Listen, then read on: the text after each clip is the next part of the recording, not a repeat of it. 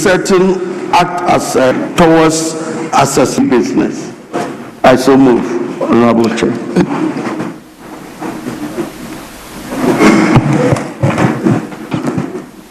Delete.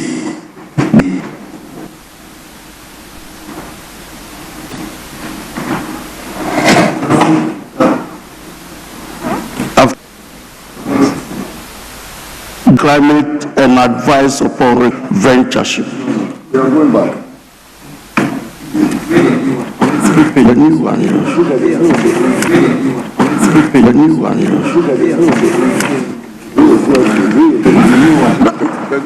Question. Right, Honorable Speaker, the new rendition will read: collect, analyze, and disseminate information about investment opportunities and sources of investment capital, incentive available to investors, so that we delete the latter part. Clause 4E as I have here. Clause 4E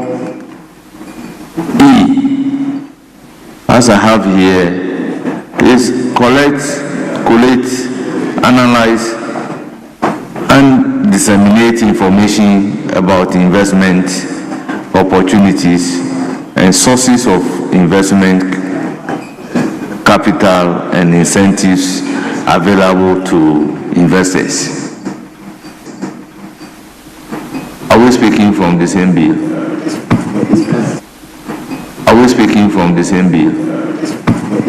Yes, right, Honorable. The new rendition will be collect, analyze, and disseminate information about investment opportunities and source of investment capital, and incentive available to investors. Those against say no. The ayes have it. The proposed amendment is ordered to stand part of the bill. Chairman of the committee, aye.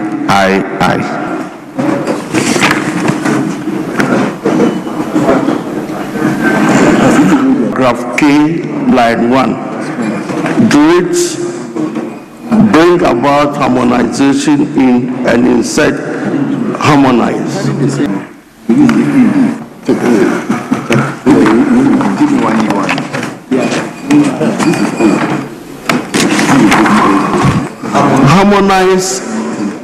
Harmonize investment policy for. It is for the consideration of the House. Honourable members, any further amendment?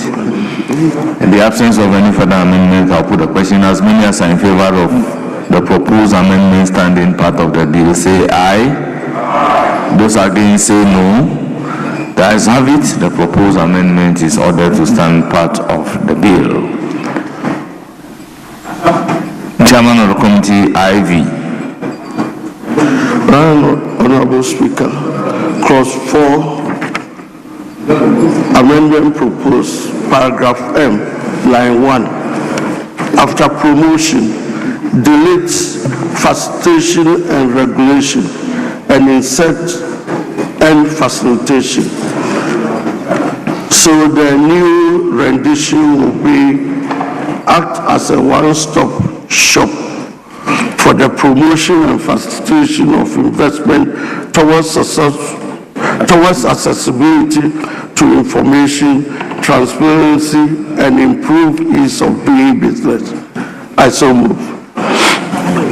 Members, the proposed amendment is for your consideration. In the absence of any further amendment, I'll put a question. As many as are in favor of the proposed amendment, say aye. Those against, say no. The ayes have it. The proposed amendment is ordered to stand part of the bill. Chairman V.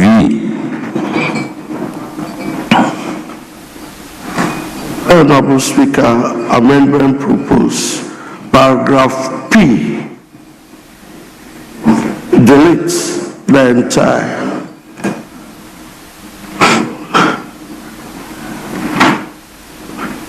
We are to delete the entire. Very well. The proposal is to delete the entire P. I'll put the question. As many as are in favor say aye.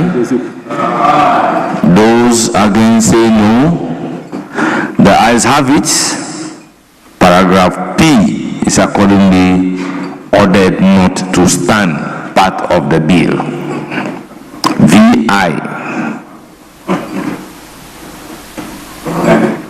The amendment proposed paragraph Q, line 1, after 4, insert investment promotion in.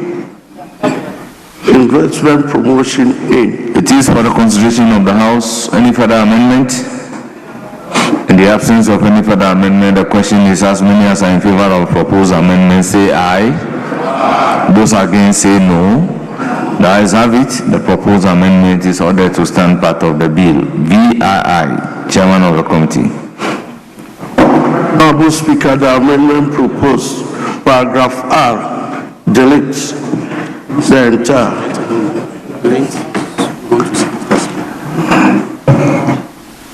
Honorable members, any further amendment? In the absence of any further amendment, I'll put a question. Yes. Yes. Thank you, Mr. Speaker.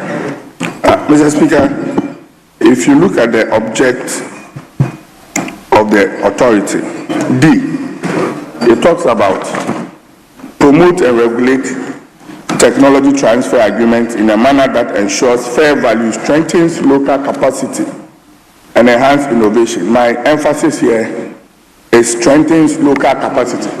But if you look at the functions of the authority, there's no explicit function that deals with local capacity strengthening. I will take some guidance if that suffices, because if you look at the kill, perform any other function that is necessary for the attainment of the objects of this act. But it puts it broader. But if we could have a specific provision in the function that would deal with capacity, because if you look at the existing law, one of the criticism is that it is more attractive to foreign investment rather than even at the detriment of our local capacity and local investment. And so I would wish that we could have a function directly dealing with the strengthening of local capacity. Yes, Chairman of the committee. Right, Honorable Speaker, although the functions are not as exhaustive, that's why we have the queue there to take care of all the other issues that were not brought forth here. So I'm of the opinion that the queue takes care of that. We put a question on the chairman's amendment. As many as are in favor say aye. Those against say no. The ayes have it. The proposed amendment is ordered to stand part of the bill. Now, Honorable Onyine, what is actually your amendment? A topographical mistake as proposed. The proposed amendment to GI, it was to delete after 4. We insert promotion in, but in the version, it is still promotion 4. For investment, promotion 4. So if you still look at the, we know if we could correct that, because I don't know whether my point is understood. Yes, we are at the consideration stage. Yes. So what I'm saying is that at the consideration stage, the chairman moves. So which one are you talking about? Are you talking about VII? VII. Yes, it's under consideration. Yeah, and Honorable Onyine has raised an issue which we are dealing with. Yeah, so if you also bring the VI, how do we reconcile? So, Mr. Chairman, I was just saying that I'm just drawing your attention that there's a potential mistake. I get your point, but what normally happens is that if a clause is under consideration, until we exhaust it, you don't move to any other clause. We need to do it one after the other. So that's why I want to hear from Honorable Onyine on the VII.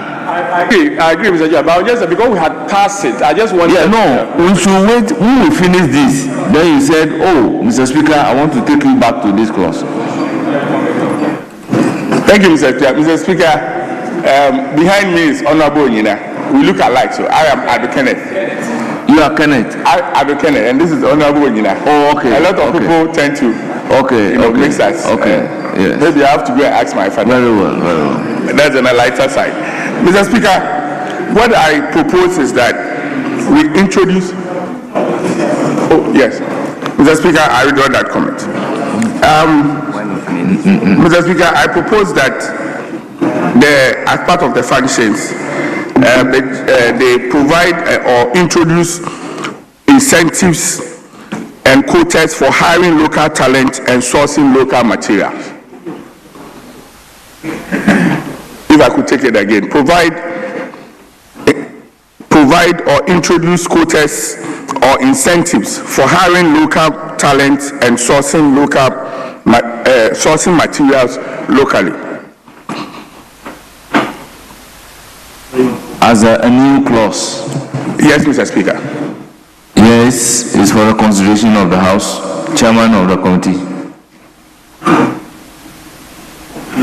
Right Honorable Speaker, I'm wondering what the import of that clause will add to the entire bill. I don't think it's necessary.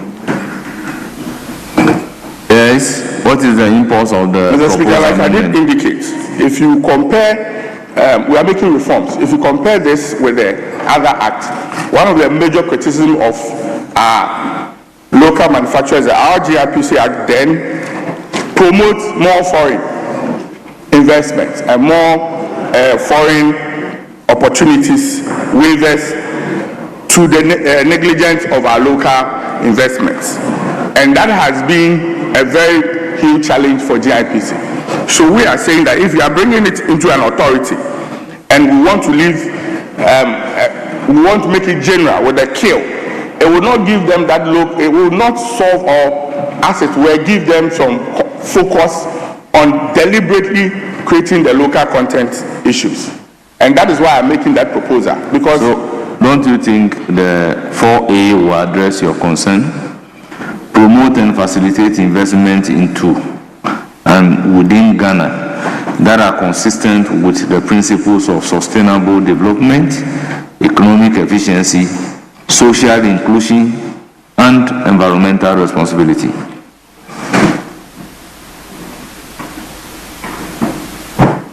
Mr. Speaker, I want to let my colleague appreciate that we really see the sense in what he's trying to promote. But when we go forward, he will see that there are other provisions that make room for improvement in local content. For instance, when you get to, I think, Section 31, you see that there is a provision that provides that at least 75% of the employees of the trading enterprise are skilled Ghanaians. So there are provisions in it that cater for it. So we don't need an express provision under the functions of the authority to deal with what he's talking about. Thank you. So I'll put a question on entire clause 4.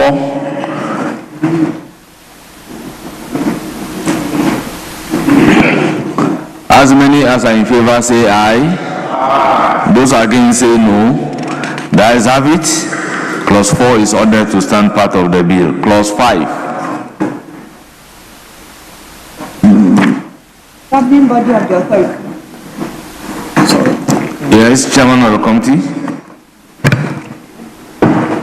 Mr. Speaker, clause 5 amendment proposed. Honorable Second Deputy Speaker should take the chair.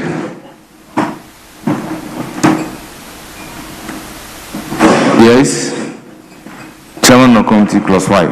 Amendment proposed, subclause 1, paragraph D, after authority, insert or a representative of the Commissioner General of the Ghana Revenue Authority, not below the rank of a director.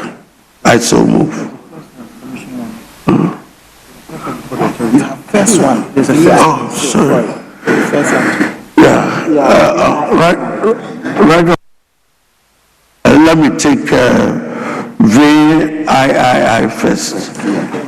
Amendment proposed, subclause 1, paragraph C, after commission, insert or a representative of the Director General of the National Development Planning Commission, not below the rank of a director. I so move. Yes. The chairman of the committee has made the proposed amendment, or just moving the normal. There is an amendment. Amendment, very well. So the amendment is before the House.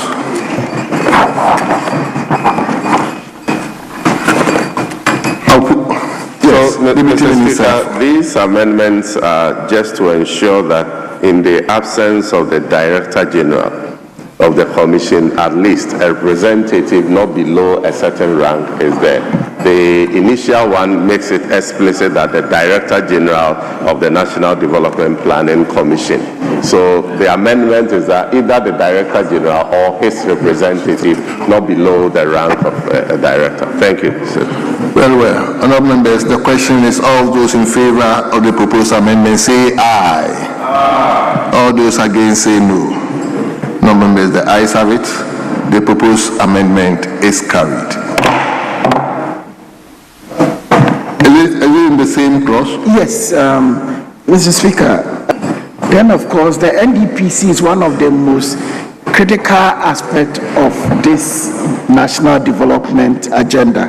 And as such, we should rather then make it the deputy instead of not below the rank of a director, because for the governor, we are saying it should be a deputy governor, not a director. So therefore, if we are saying the deputy governor, then for the NDPC, we should require the deputy, unless the NDPC doesn't have a deputy. Yes, and Mr. Speaker, the governor has 2 deputies. So we feel that if the governor is not available, we can have at least one of the 2 deputies to be to represent. But when you come to the Director General of the NDPC, we have just allowed that either the Director General or a representative not below the rank of a deputy. I think that not below the rank of a director. I think that a director or above will be able to represent the institution very well. Very well. So I've already put the question. Yes. Well, Honourable Speaker, I just wanted to support the Deputy Finance Minister to the extent that with the current rendition, when you want to bring in the Deputy Director, it is already inclusive because the Deputy Director also qualifies to be a director. So the current rendition is something that I think that is already in good taste. Thank you. Very well. So I'll put the entire clause 5.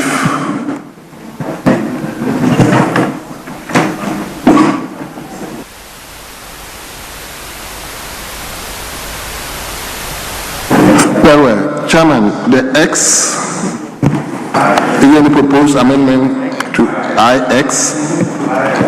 No, because you said we're putting the question on the entire. No, if you've not done the entire. So other clauses. So IX.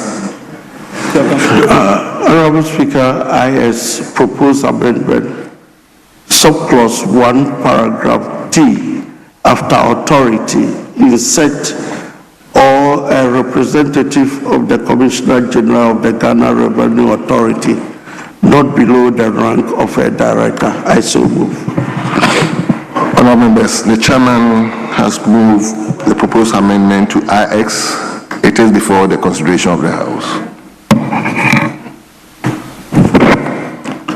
I'll put the question. All those in favor of the proposed amendment say aye. Aye. All those against say no. Honourable members, the ayes have it. The proposed amendment is carried. Clause 5, amendment proposed, subclause 1, 1, after paragraph D, insert the following new paragraph as captured on page 12. I so move. Very well. Honourable members, the proposed amendment by the chairman is before the consideration of the House. Yes, Chairman of the Constitutional Committee.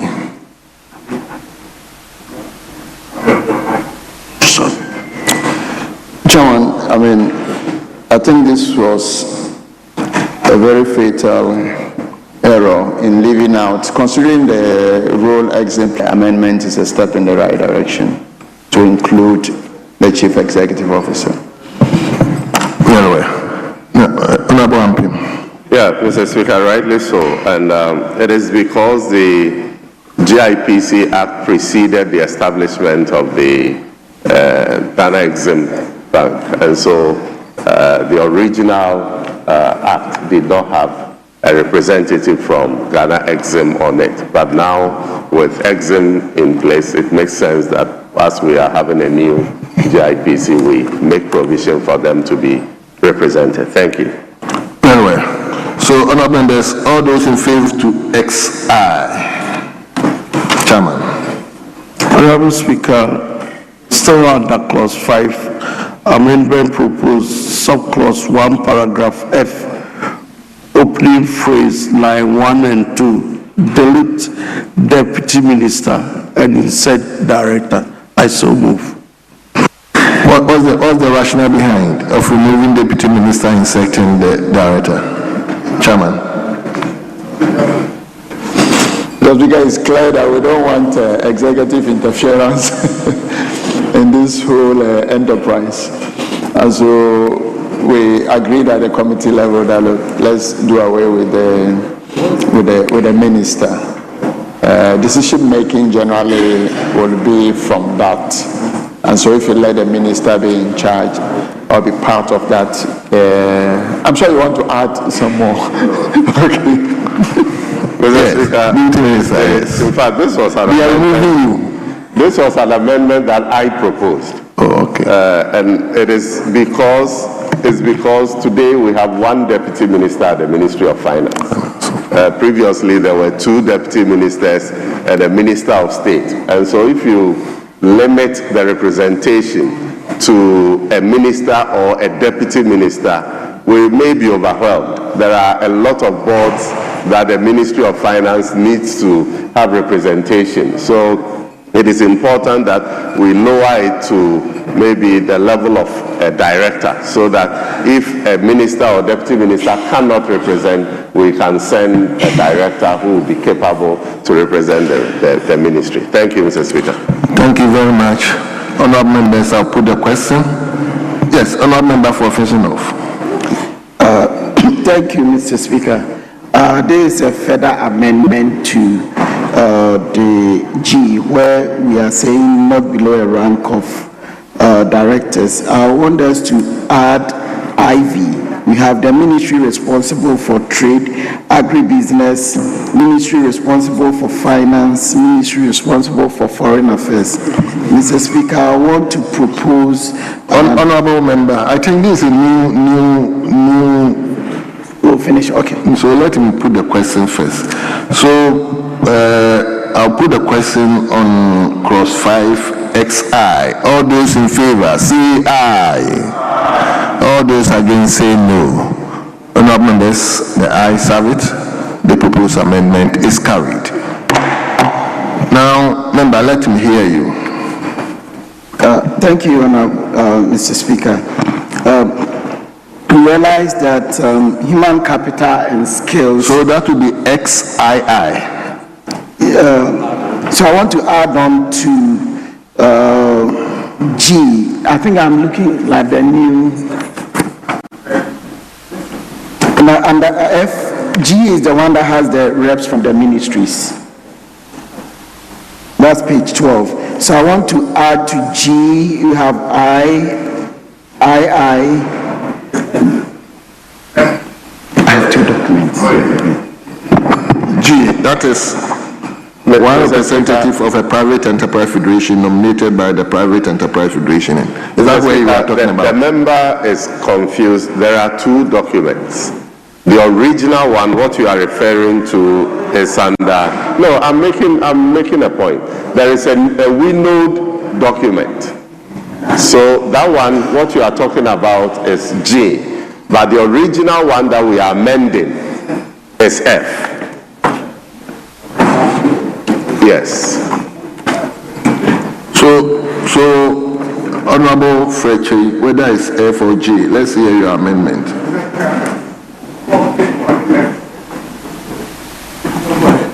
All right, thank you, Mr. Speaker. So with the 5F, I want to add an additional one to be IV, the Ministry of Education.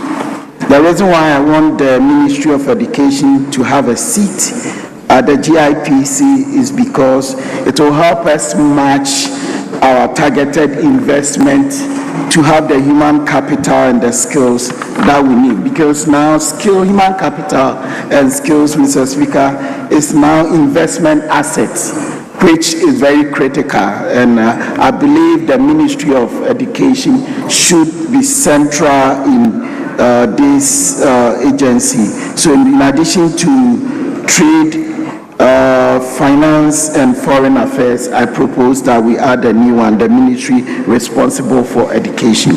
I so propose. Well, honorable members, that's a new proposed amendment from a member from Offensive North. It's before the House. Leader, let me hear him before I come to you. Especially, Honorable Speaker, I would want to second my respected colleague, the Honorable Asamoah, in that the Ministry of Education and GIPC has some interaction.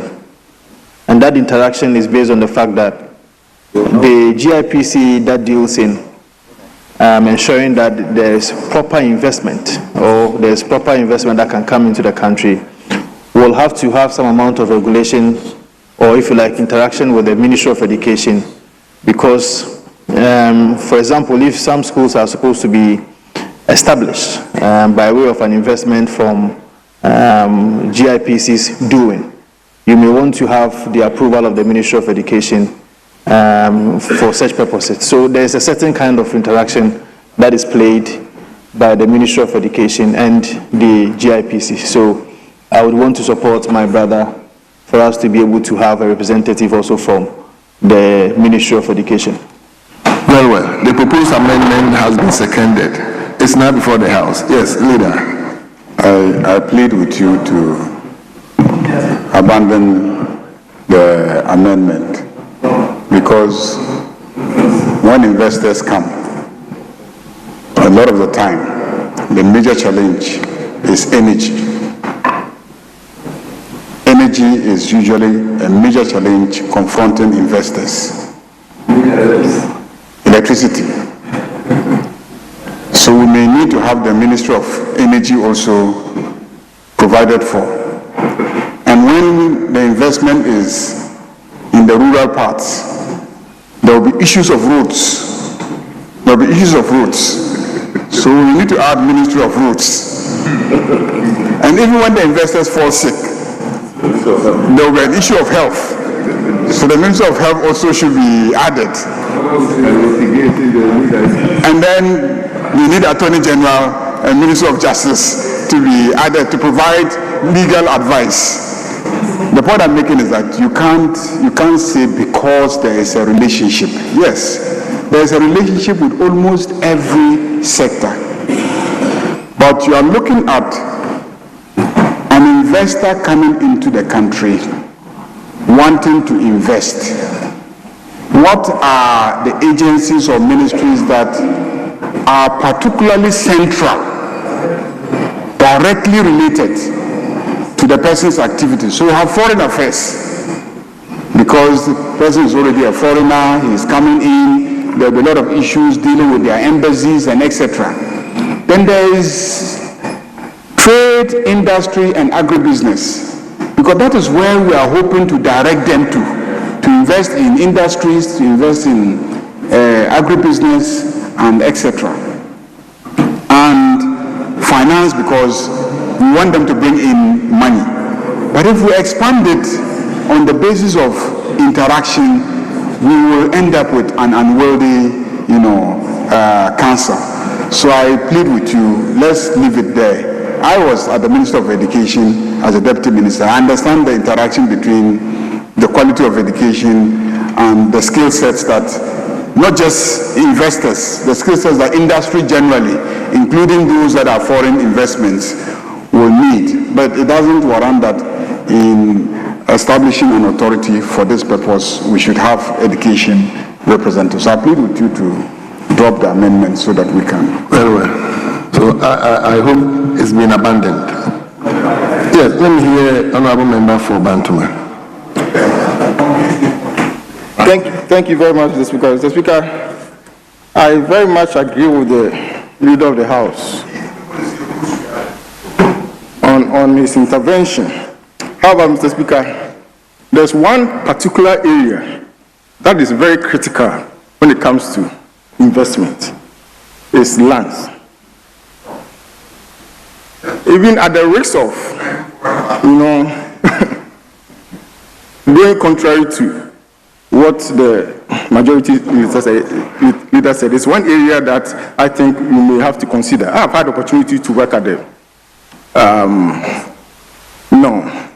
Ghana Investment Promotion Center, GIPC, and I know very well that land issues are very critical. So if it will find favor with members, it's one area that I would like us to consider. Because many investors who come into the country, one of the critical concerns that they have is the problem associated with the land tenure system and how they can navigate through and get land for their investment purposes. As we know, all these investment projects will have to find manifest in space. So it's one area that we have to consider. Let's just consider having the Ministry of Lands and Natural Resources represented on this on the board. Thank you. Very well. Yes, Honorable Minister. Mr. Speaker, listening to our colleagues, they all have very good reasons why more ministries must have representation on this. But as leader mentioned, not having them serving on the council doesn't mean the council cannot work with them to facilitate investment processes. So I'll plead that they abandon the further amendments and let us limit it to this, because otherwise the council is going to be very big, very large, and it will make them ineffective. But they will still be able to work effectively with the Ministry of Lands and Natural Resources, with Ministry of Education, with the Aegis Department, with everybody. Thank you. Minister, I think the land matter should not be glossed over it, because it's such a critical area. A lot of investment has been coming, and their frustration has always been on land matters. So I'm inclined to go with what Honorable Asenso. If not the ministry, or you can find something like the commission can also be represented in I think it can do. So let's look at it from that angle. Yes, Chairman of the committee. Thank you, Honorable Speaker. In the same vein, when you look at the composition, you realize that every location that the investor will select will fall within a district. I am of the opinion that instead of narrowing it down to lands, the land that we're talking about for investment purposes will be within a region, a district, or an area. So why not the local government instead? So if we want to continue on that tangent, we may not move ahead. But if we want to do it or want to add lands, then I would rather advocate for Ministry of Local Government, because for every investment that will come on board will be within a district or a region, and they can take it up from that angle insofar as the land issues are concerned. Well, so I think we will abandon that proposal. Mr. Speaker, point of interest. The Interior Minister has just called the majority leader that issues of interior are more important than all this, so we should add the Interior Ministry. But anyway, that's on a lighter note. But to buttress the point that we really appreciate the need for all these the role that all these ministries will have to play in promoting investment, but let's abandon it. Thank you very much. So I'll put the entire clause.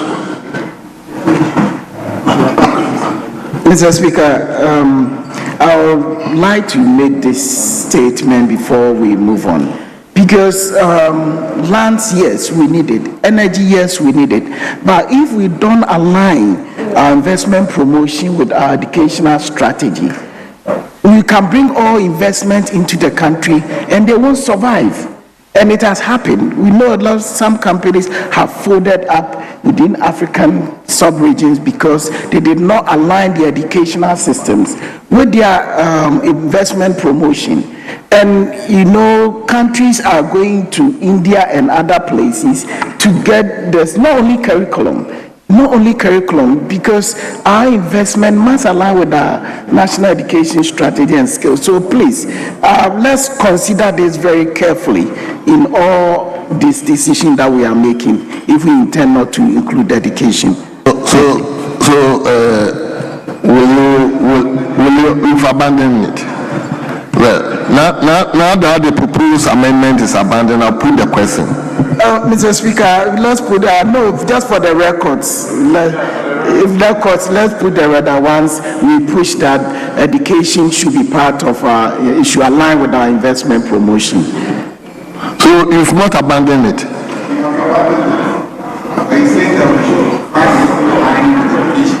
Speaker, I think he has abandoned it, but he wants it for the record. And that information is well noted.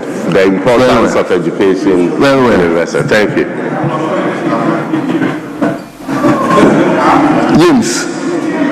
James, what is it?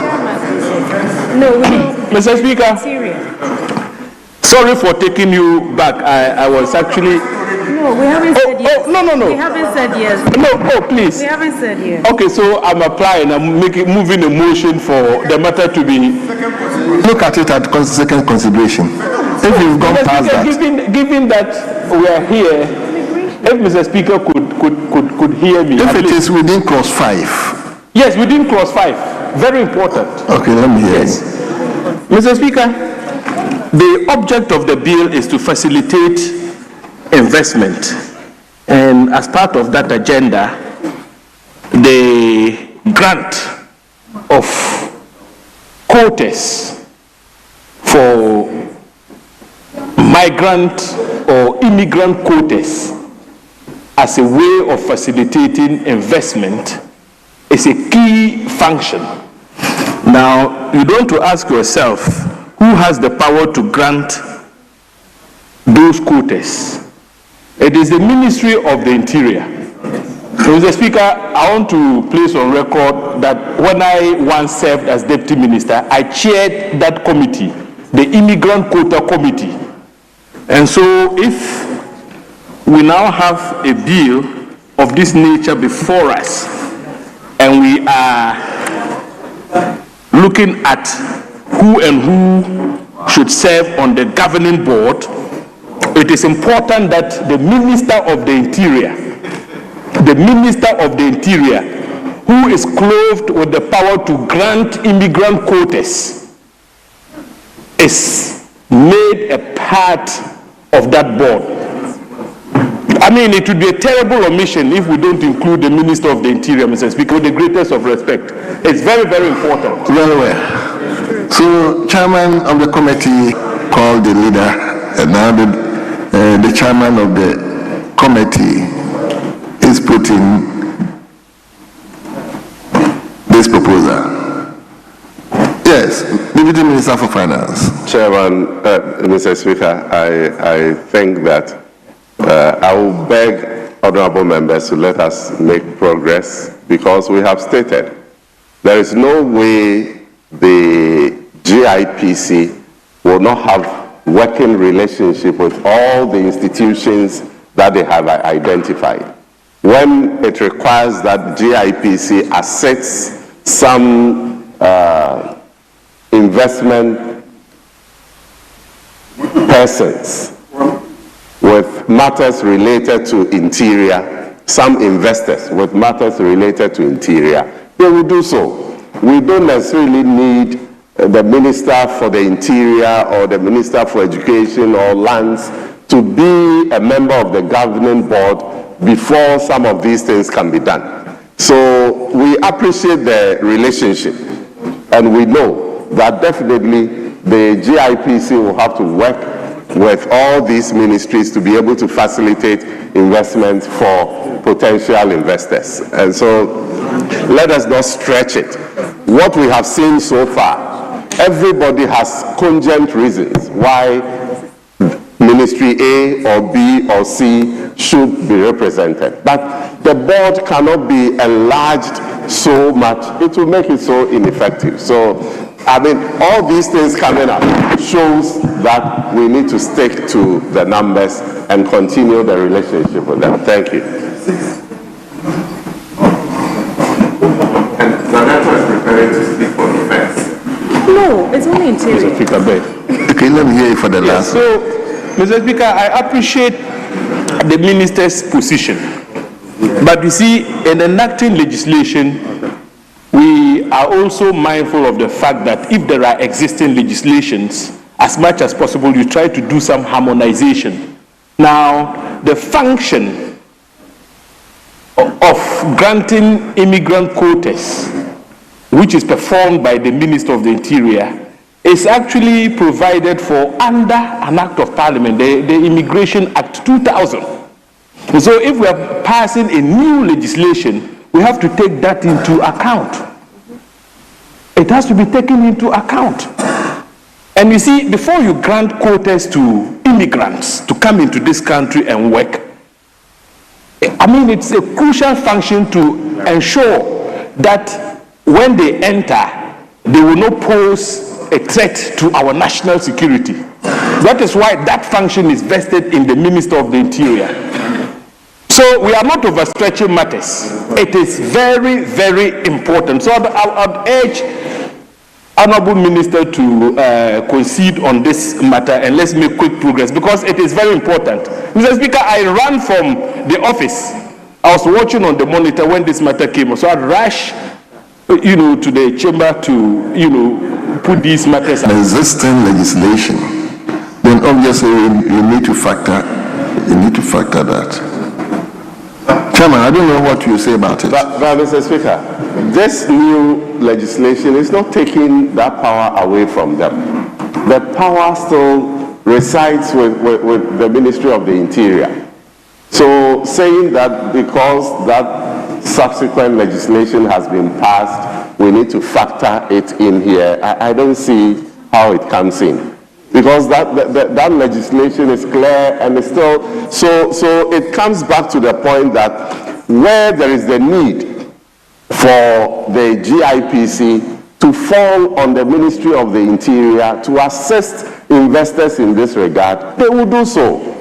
We are trying to create the impression that without having a representation on the board, that service cannot be adequately provided for. I mean, that is what I'm finding difficult to understand. I'm not downplaying the role of the Ministry of the Interior in any way, but I'm saying that they don't need to be members of the governing board to be able to do their work as mandated by their enabling act. Mr. Speaker, you see, Mr. Speaker, the point is that if we go by this argument, then one would say, oh, okay, take out ministry responsible for finance. And when the time comes for us to deal with finance, you simply go there and try to get them to fall in line, and we make quick progress. But Mr. Speaker, I'm talking about harmonization.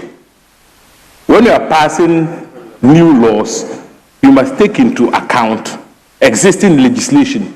And that is why I'm saying that given that that particular function, which is very important, which is crucial for investment, I mean, you need to have the Minister of the Interior here, so that right from the outset, if there are issues which have to do with immigrants, getting them to come into our country and work, they will have first-hand information. Because when immigrant quota applications come before the minister deals with them separately.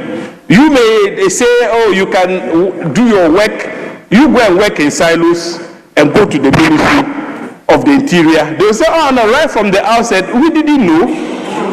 Administratively, you can be frustrated.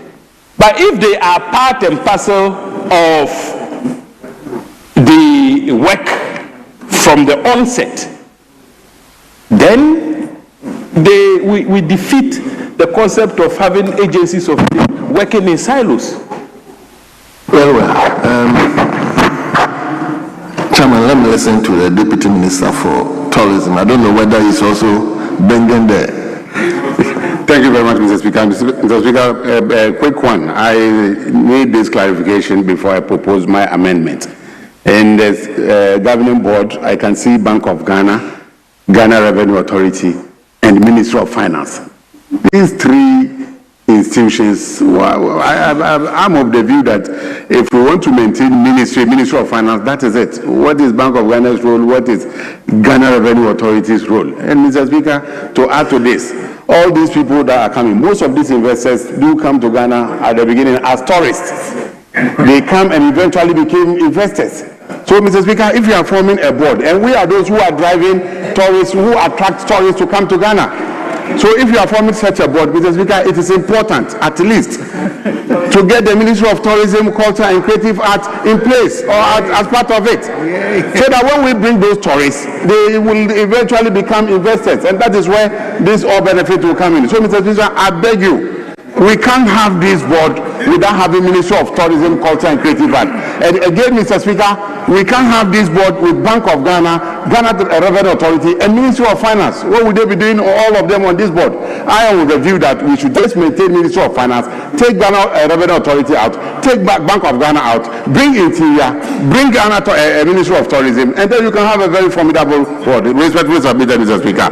You want to take GRA from it? Chairman, let me hear you. Want to give in subject to the minister's comments that we take on board the Interior Ministry. And with regards to that of tourism and other things, let me explain this. You know, for Bank of Ghana, any investor coming in will be bringing a lot of funds. It could be unlimited. And if they are on the board, it stands that they will understand whatever it is that they want to bring as an investment. And their role is quite different from GRA. GRA are there for purposes of tax, of it, and how it can drive the economy. So we cannot, as it were, compromise on the stance for that of the Bank of Ghana and GRA, and for that matter, Ministry of Finance. But like I said, I would like to give in for that of the Ministry of Interior to be included, so that even as they are coming, they will be comfortable that maybe their immigration issues will be well treated. So what is it the rendition now? You are adding We'll just add a representative of Ministry of Interior. Before it comes. Lands Commission for investment purposes. Interior. What is it going to do? Interior. Boss. Yeah, sorry. Speaker, I think that there was an original understanding that if care is not taken, every ministry would have to find its name on the constitution. And that we need to take care of. The Deputy Minister of Tourism gave you a very important suggestion, to the extent that most of this, especially tourists, they end up in this country, first of all, because they came for tourism purposes. But they end up changing. Some even end up marrying. And they end up becoming Ghanaians. But Speaker, what is the Ministry of Finance doing? Ministry of Finance, you have Bank of Ghana, that is virtually connected to Ministry of Finance. You have Ghana Revenue Authority, that is you can't tell me that GRA, Suomoto can deal with issues of taxes without blessings from Ministry of Finance. And if we are not careful, I would ask that now we should request for Ministry of Defense to be added. And then also request for, because Honorable has also made a very important point about lands. Especially when bodies, they are going to sleep and stay and everything, we should ensure that Ministry of Western Housing will take care of their water, they will drink and all of that. So, Speaker, we should be very circumspect, careful, and then rather push for tourism if we have to. Speaker, so in other words, I want to agree with the Deputy Minister of Foreign Affairs more with his suggestion. If not, we should abandon GRA, abandon Ghana Bank of Ghana, and only leave Ministry of Finance, because largely they will deal with the monetary policies and issues of providing tax incentives and everything to the institutions and companies that will come in. I think the chairman of the committee has explained why these three agencies, Bank of Ghana, GRA, and Finance Ministry, should be in them. But Mr. Speaker, I looking at the interest in this particular clause, I want to humbly appeal that we put this on ice and make progress. We will consult and come back. Let's flag this and do further consultation. And let's make progress to clause 6. Yes, clause 6. Functions of the board. Chairman, is there any proposed amendment? Yes, Honorable Speaker. SII clause 6 amendment proposed. Paragraph D, delete and insert the following as they, and I want it to be captured as contained on page 12. Thank you. Yes, clause 6D, proposed amendment by the chairman, is before the House for consideration. I'll then put the question. All those in favor of the proposed amendment say aye. All those against say no. As the ayes have it, the proposed amendment is carried. Clause 6E. Honorable Speaker, clause 6, amendment proposed in respect of SIII, paragraph E, line 1, after recommendations, delete directly.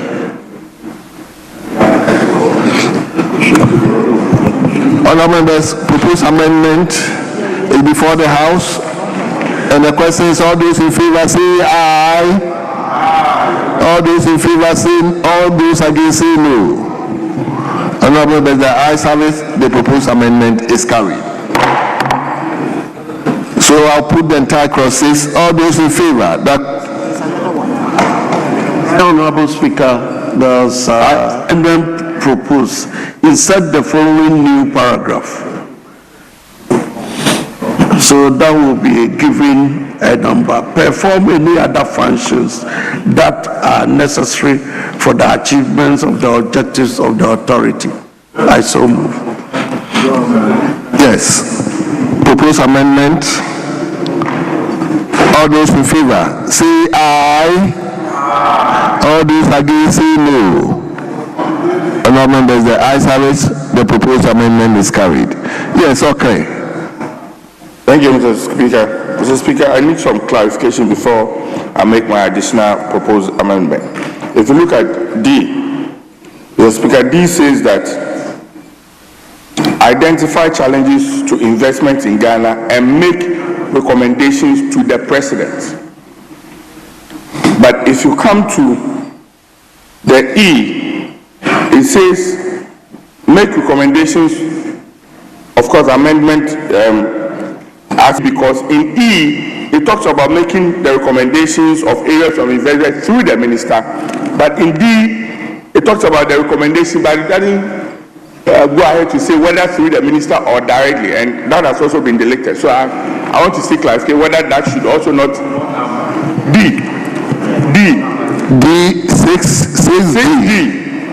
D6D, whether that also investment in Ghana and make recommendation to the President. Yes. On steps which may be taken for whether that should also not be through the minister, or what is that? Yes, Chairman. Let the Chairman explain. Right, Honorable Speaker, when you look at the embodiment of the entire bill, we're doing every communication to the President through the minister. So consequentially, anything going to the President should be through the minister. In this case, is it the Minister for Trade? You see, the GIPC is under the Office of Government Machinery. So when you look at the memorandum covering the bill, at any point in time, the President may appoint whatever minister that he so desire to take charge of the authority. But for now, it's a Ministry of Finance that is carrying out that responsibility. Yes, Deputy Minister for Mr. Speaker, the new act provides, we'll have to get the section, that the President designates a minister that will be responsible for investment promotions. And this is because in the past or currently. So, Mr. Speaker himself is taking the chair, I think it's. So, go on. So, in the past, because it has been under Office of Government Machinery, no particular minister has taken full responsibility for GIPC. So that is why this act is trying to cure, to say that through the minister to the President, so that we'll have, thank you. Thank you very much.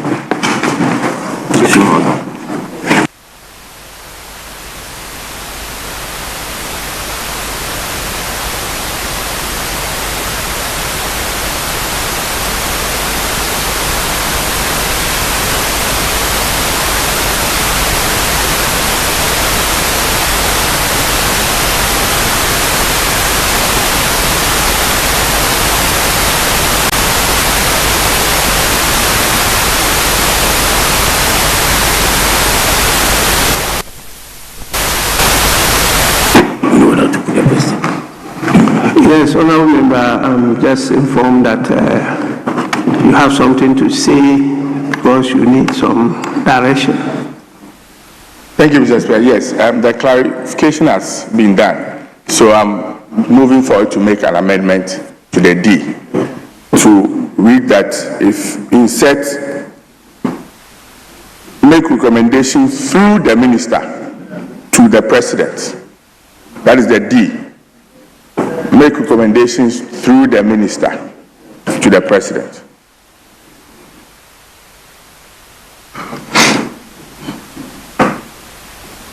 That's already there. The E is there. D. Or D doesn't have. And Mr. Speaker, I was explaining that is important because if you look at the interpretation column, we have defined minister to mean the minister designated in writing by the president to have oversight responsibility over GIPC. And so it is important that communication from GIPC to the president is channeled through the minister. So the insertion of through the minister to the president is correct.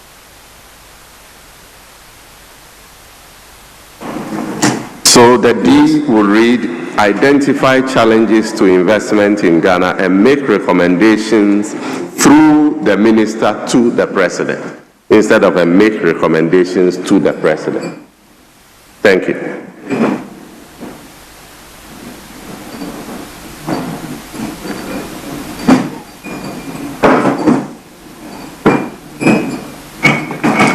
Well, this is just to make assurance double sure. If not, boards don't deal directly with the president. The boards and agencies are under the minister. And so all reports and listen from them go through the minister. So they cannot directly deal with the president. That is the practice. But maybe these days you are meeting challenges. So you want it to be specifically stated that it can only be done through the minister. That meant that in almost all communications, you'll be putting it there, that the board will have to be doing that through the minister to the president. But now when you use the word through the minister, now has the minister any authority to vary, which should not be the situation, because the minister is the one that will be held responsible by the president, not the board. You understand? Because the minister is the one that will appear at the cabinet. And so when you start introducing such phrases, then you are introducing some more complications. Of the E, it had a similar rendition, which indicated that they will make recommendations to the president through the minister. So I sought guidance, and the deputy minister explained, and I said that if in that vein, then the D should also have a similar capture, and that is where you came in. So if you read the E, it says make recommendations to the president through the minister on priority areas. Then the D says identify challenges to investment in Ghana and make recommendations to the president without the through the minister. But if you go to the interpretation, it indicates that the minister means the minister designated in writing by the president to have oversight. So it means that, and by the explanation, at any point there could be different sector ministers that the president has designated to have oversight over the authority. And that was my confusion. And they clarified that. Thank you, Mr. Speaker. Mr. Speaker, we will need your guidance in this, and I just want you to. It says that the center is responsible to the president, and we have challenges where there is no clearly designated minister to be in charge of GIPC, and some confusion where GIPC boss will say, I don't report to you, I report to the president. Even Parliament has had challenges when dealing with GIPC.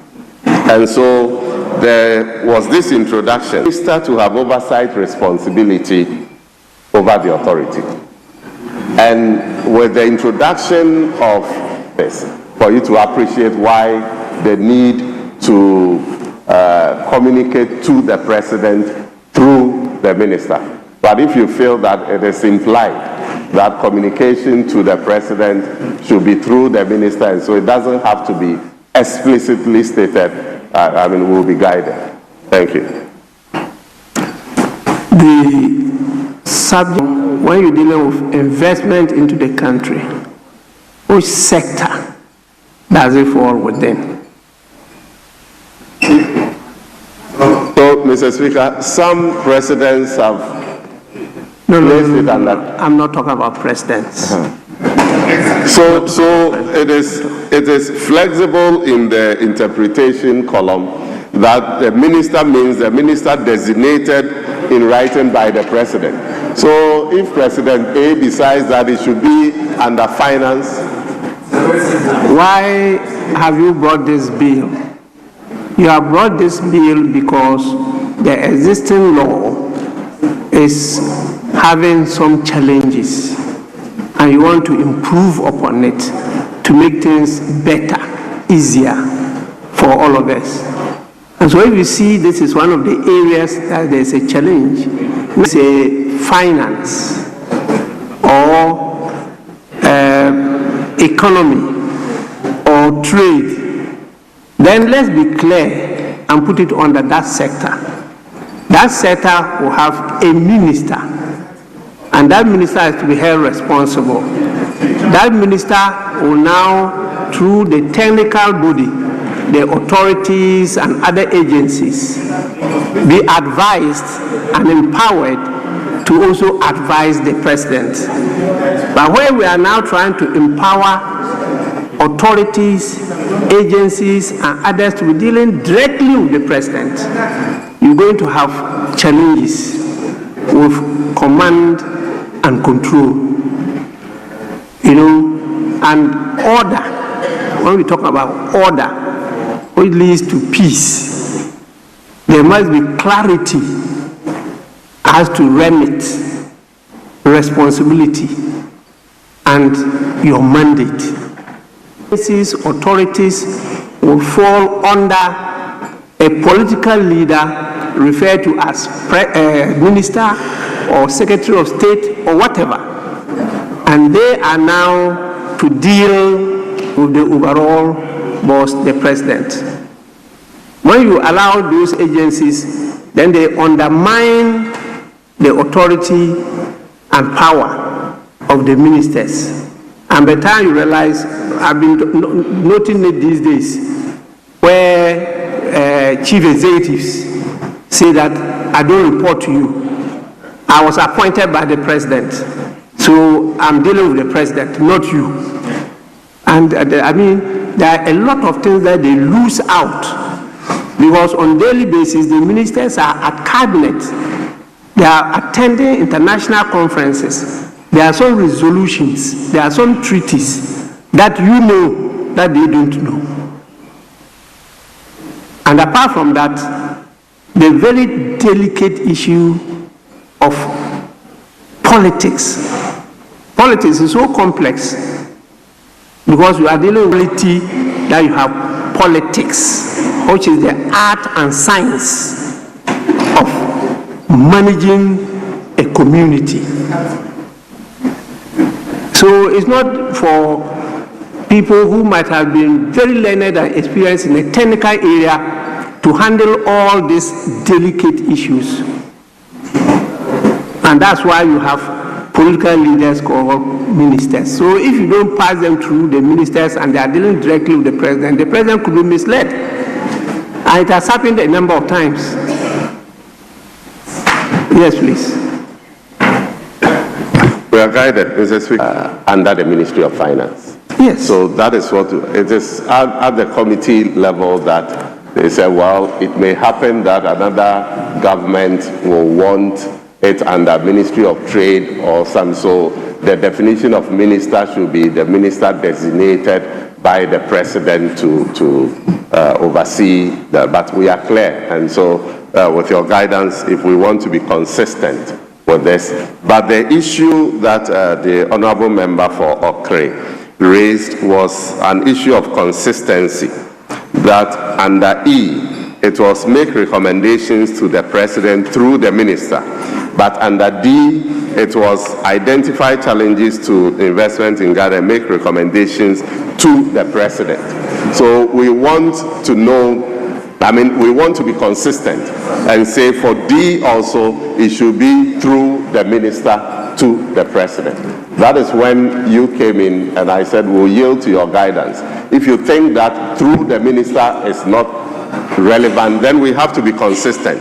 And wherever it says through the minister, we take it out and say to the president. So that is where I said we want your guidance on. Thank you.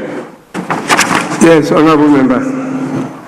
Thank you, Right Honorable Speaker. Right Honorable Speaker, I need some clarification from the Deputy Minister before I can propose my amendment. Is there any clause in this amendment stating that GIPC is still going to be under the office of the President?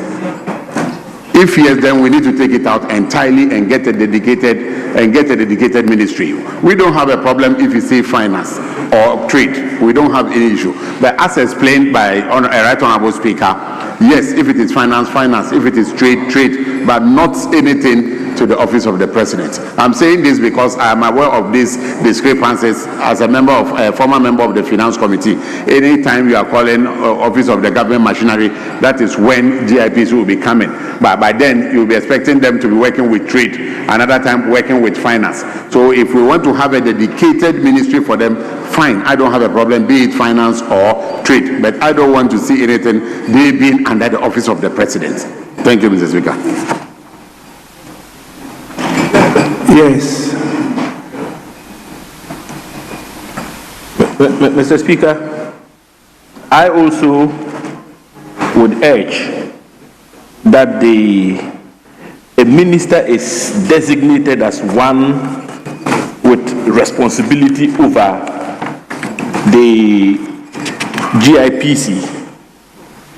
And preferably, Mr. Speaker, this minister should even be the Minister for Trade.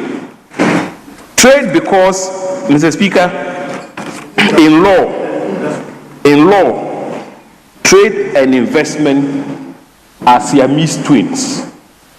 So, Mr. Speaker, whilst in law school, law faculty, and I was the clerk, Mr. Speaker, your clerk was my mate, we studied the law of trade and investment because of the closeness of the two subjects. So, they were combined disciplines. State under, Mr. Speaker, I would say, without blinking, that the appropriate ministry would be the Ministry of Trade because of the closeness of the disciplines. You see, Speaker, I so submit. Honorable Member, you have to blink. You have to blink. You say you stay without blinking. You have to blink. Because the bill you are considering now is sponsored by a minister. And the sponsoring minister is not the Minister for Trade and Tourism or Trade and Investment is the Minister of what? Finance. So you have to blink, which meant that the decision for investment. That is why that minister and giving the authority to sponsor this bill, which is before us today. That's why you must blink. It's not the same as the I yield. When my father speaks, I must yield. Yes. So it's very clear that the decision is to place the investment under a sector, and that sector is the Minister of Finance. And so the board will work through the minister to the president. When you start introducing that, you will do that in almost all the clauses.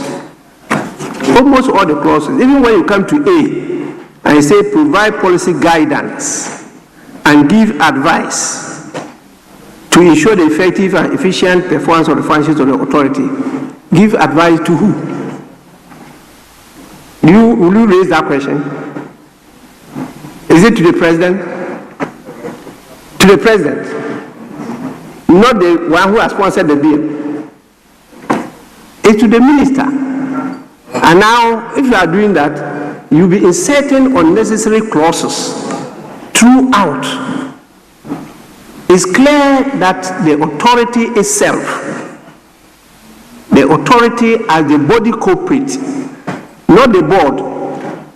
The board is one of the functionaries of the authority. The authority itself is under a sector, under a minister.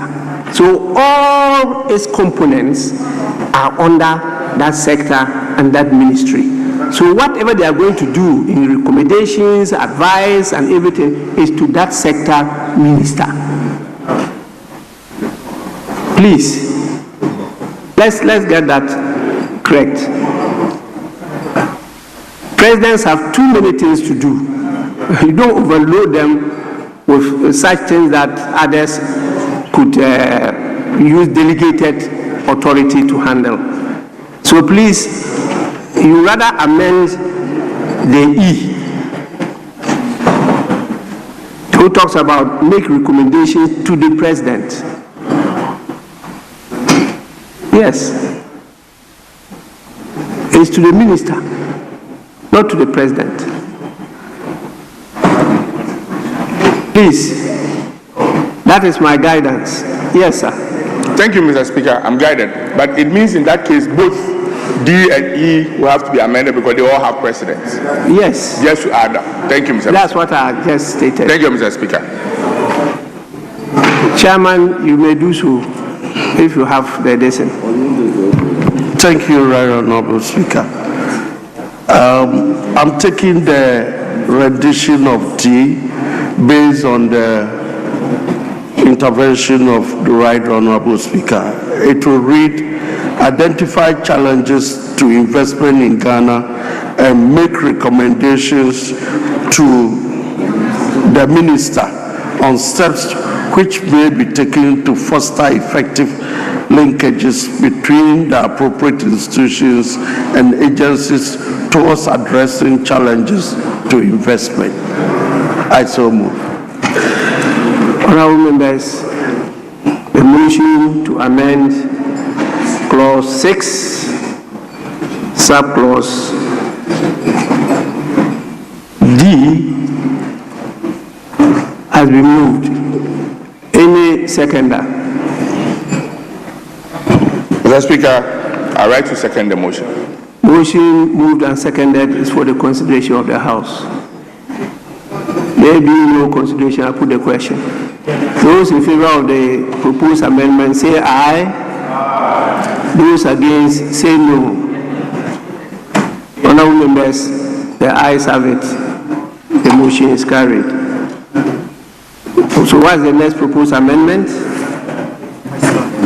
Have you finished all on clause 6? Yes, Chairman. Consequentially, E. It will read, make recommendations to the minister on priority areas of investment, incentives for the promotion of investment. Honorable members, this is and consequential. You are right, this is consequential, so I put the question. Those in favor of this consequential amendment say aye. Those against say no. The ayes have it. Honorable members, the amendment is carried. Honorable members, I'm now going to put a question on the entire clause 6. And the question is that the entire clause 6 as variously amended stands part of the bill. Those in favor say aye. Those against say no. The ayes have it. Honorable members, the entire clause 6 as variously amended is ordered to stand part of the bill. Clause 7. Duties and liabilities of member of the board.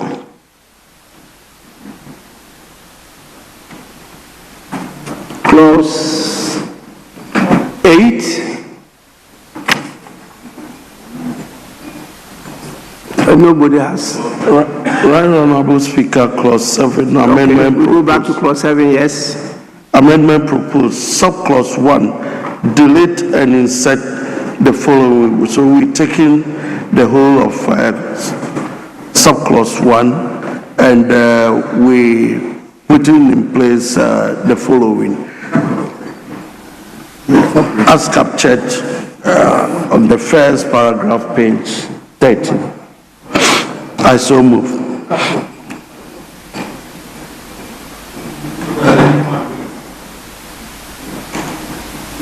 The new rendition will be a member of the board, has a fiduciary relationship with the authority and a duty to act with loyalty and in good faith. I so move. What is the difference? It's the same thing you have repeated. 7.1 as captured in the bill is the same as captured on the order paper. Taking out same. Yes. And their amendment is same. Where is the difference? Mr. Speaker, respectfully, I think that the document that was shared, there's an original one and there's an old one. Oh, okay. What I have here Yes. shows that So the original same one doesn't capture the original one. Yes, the original one. My attention was drawn by leaders to something that developed in the House because of the establishment of the winnowing committee. And I think I should clarify this. Speaker, indeed, when it was laid, it was referred to because of the indications that when the committee returned with the report for the second reading, the report was presented, debated, and adopted. It came with some host of amendments. So the first deputy, who was then in the chair, referred it to the winnowing committee. So the winnowing committee met, and this is the final product from the work that we met and did.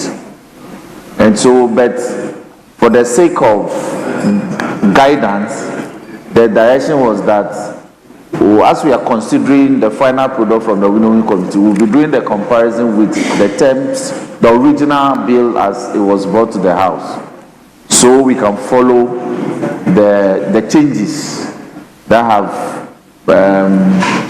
taken place in respect of the work that the winnowing committee did. So I suspect that what may be before you is a copy of the work from the winnowing committee, which has the amendments properly as advertised and then incorporated.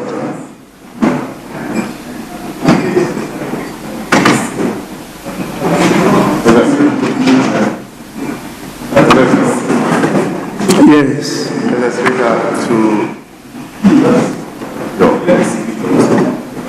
Mr. Speaker, to explain further, when your committee met to consider the referral, they made they proposed a number of amendments. The AGs incorporated those amendments and cleaned up, and we brought the report to this House. We proposed that we would withdraw the initial bill and then relay the new one with the amendment that had been incorporated. But we were advised that if we do that, we may have to take it through the entire winnowing committee that worked on it and have brought the amended bill to the House. So in considering, we thought that it would have been easier for us to take only the amended one and go through. But some advised that we should still use the original one and go through the amendment. So you see that every amendment has already been reflected in the document that the winnowing committee has brought back to the House. So that is it. I still feel that it will be easy for us to go clause by clause with the amended one. That one, the amendments won't be. Thank you. Honorable members, please, we must try as much as possible not to undermine the authority of Parliament. When a bill is presented to Parliament and referred to a committee, the directive is given by the Speaker to the committee to consider and report to the House, not to any other person. And so no committee has authority to, in considering a referral, refer it at the committee level to the ministry or to anybody to work on. The committee decision as to what to do with that report. When the amendments from the committee are voluminous, and you think that it will take more time for the House as a whole to consider those amendments, the House will take a decision and refer it to the winnowing committee. Now, after winnowed, the winnowing is to reduce petitions, duplications, and other non-essential proposed amendments. And so you are expecting fewer amendments from the winnowing committee. Then these are now submitted to the table office, and they are captured on the order paper. And so what you still have is your original bill that was laid. And the new amendments are only captured in the order paper. So as you go through the original bill laid, you now take decisions on the new proposed amendments captured on the order paper. But now you have members having the original bill and some members having the winnowed and revised bill. And that is where you'll be having confusion. So that procedure, you have to really look at it. That is what is done at the consideration stage. So I'm surprised that this matter is rising up. Yes. Mr. Speaker, what you explained is exactly what happened. In fact, the committee did the work, brought the report to the House. The House took a decision. It was the Speaker sitting, the First Deputy Speaker sitting in, who referred all the amendments that the committee has done and everything to the winnowing committee. And when they brought the new version, why? They have no right to bring any new version. No, not a new. When they brought it with the amendments. Or brought what? The committee's report with the amendments incorporated. Incorporated into what? Into the bill. Yes, they don't have authority to incorporate anything into a bill. So, Mr. Speaker, that is why the Speaker then said that we should go by the amendments as has been advertised. Because we thought that with the process that you explained, now the amendments in the order paper will not reflect the original amendments that were made. So that it will be easy, so there will be only one document. Yes, but it's because you've been struggling to explain the incorporated. It's because the winnowing committee incorporated the new amendments into the original bill, and that has now been printed as the bill, which is wrong. Which is wrong, because the House hasn't taken any side decision. When that decision is taken, the old bill that was initially presented will have to be officially withdrawn from the House.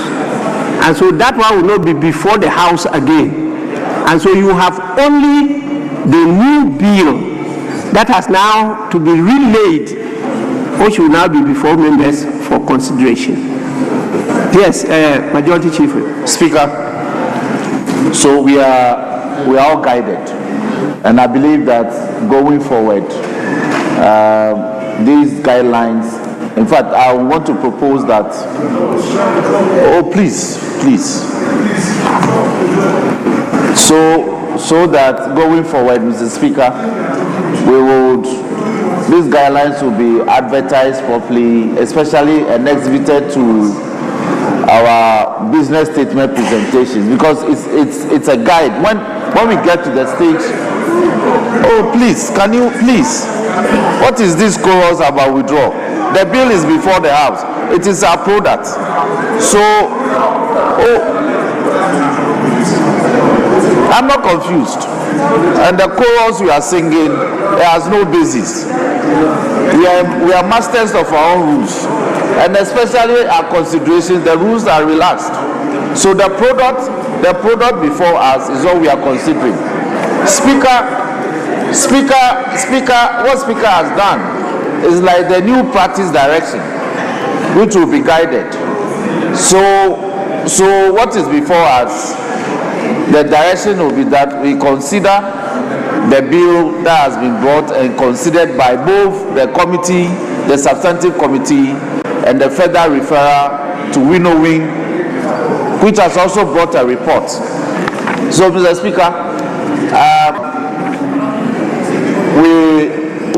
we have the original, and the original is also before the House. So we pray that if your direction is that the amendment be effected in respect of the original bill which is before us, then we are guided and we proceed accordingly, so that we take away what is supposedly a product of the winnowing committee, and then we deal with the bill, because the amendments, the proposed amendments, are properly advertised in the order paper and they are before us. This is the stage of consideration. The original bill is here. When an advertised amendment is read out, in respect of the clause in question, the proper decision will be taken by plenary, and then the Speaker will put the question. So the Speaker has only straightened our path. There's nothing erroneous about what has happened. He's straightened our path. So, Speaker, we are guided.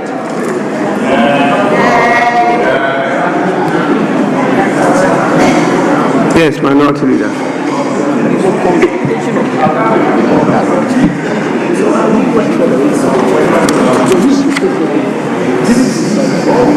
Please, Minority Leader. Speaker, with respect, normally the practice is that when the presiding officer gives direction, which direction is well founded in law and practice, a cue must be taken, and it must be taken in all humility. There is no ego business here. It's not about who wins and who loses. This is legislation. Mr. Speaker, there are three documents: incorporated document and non-incorporated document. This house is a house of records. When a document is laid and it is substantially varied, that variation cannot be considered facts that the respected leader who spoke before me would do the necessary consultation with the sponsor so that the necessary withdrawal is done and the bill relayed. But Mr. Speaker, this thing about the winnow document and that they should rather deal with the original bill that was introduced, and then we should do the advertised amendment. Mr. Speaker, you have three documents. So, respected Majority Chief Whip, there is no winner here, there is no loser here. All the winnowing that was done under the able leadership of the leader of the House is meant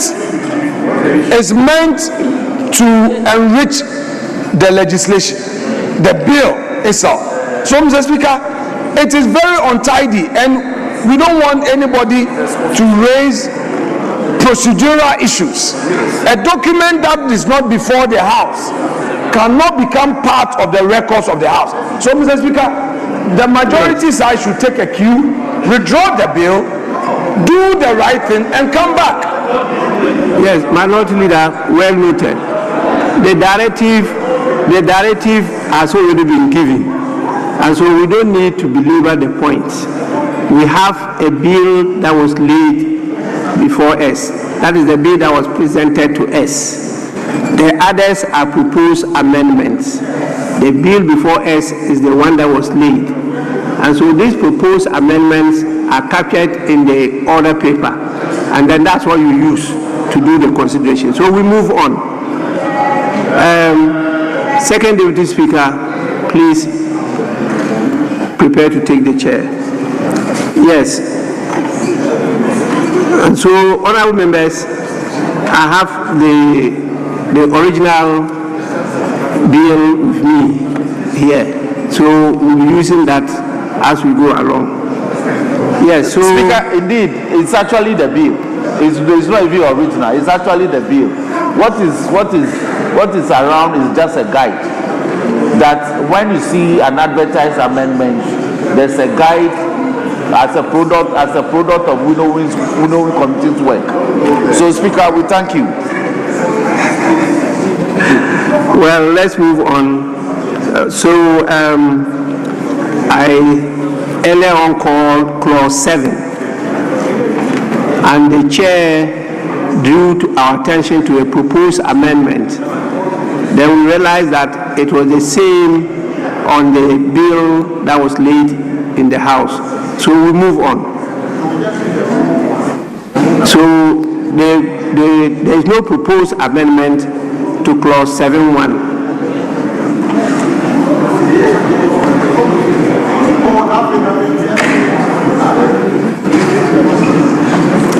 So do I move to clause 8?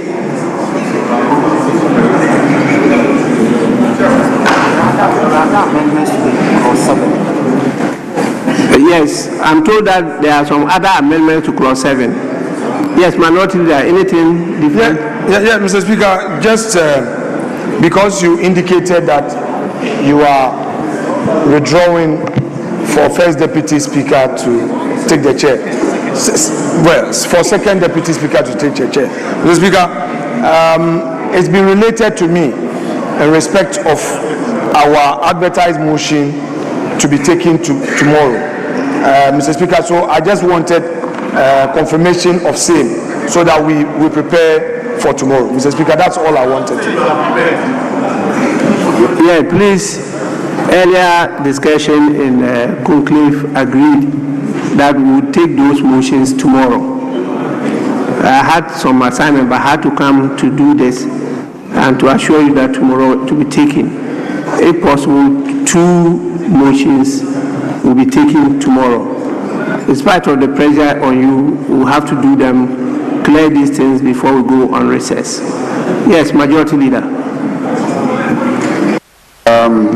Yes, as discussed, tomorrow there are several motions. Several motions are pending. I have at least two motions, and my motions predate his motions. Mr. Speaker, my motion, if you recall, when you admitted my motion predates his motions. So, Mr. Speaker, if you have the energy tomorrow, we will see how many motions you'll be able to take. Depending on your energy level, that will determine how many motions you will be able to take. Because I know I have 2 motions. And 2 motions. And motions that predate the motion of the Minority Leader. And I think that it is fair to treat all of us fairly, which is to admit motions and take them in the order in which they were admitted. If it turns out that we can't take all of them, then maybe when we resume. Majority Leader, you can be sure that I'll be very fair. I'll be very fair and firm. But it's not usually the case that motions are taken as they are admitted, in the order as they are admitted. But tomorrow we'll definitely be available to take the motions. And depending on the leadership of the House, we'll go as far as we can tomorrow. What I know is that the decision was that the motion that the minority leader referred to will be taken tomorrow. That was the decision. So we'll do that tomorrow. Yes, second deputy speaker to take the chair. Sorry? Mr. Speaker, I heard you. I think I will not allow you to do what you want to do. I want, please. Yesterday, leadership, you were not at the other function. I gave an indication yesterday. I gave an indication to the audience address yesterday that I will be giving opportunity to those who have happy maths to contribute on the floor. Are we together? Those of you with happy maths will be getting the opportunity to contribute. Yes. Now, consult, they will define it for you. That math includes healthy maths. And you know, in Parliament, we refer to it as parliamentary language. Those who use parliamentary language. So if you are a fan of using unparliamentary language, you lose the opportunity to be contributing on the floor of the House. Because this is a house of order. Please. The minority leader knows what I'm talking about.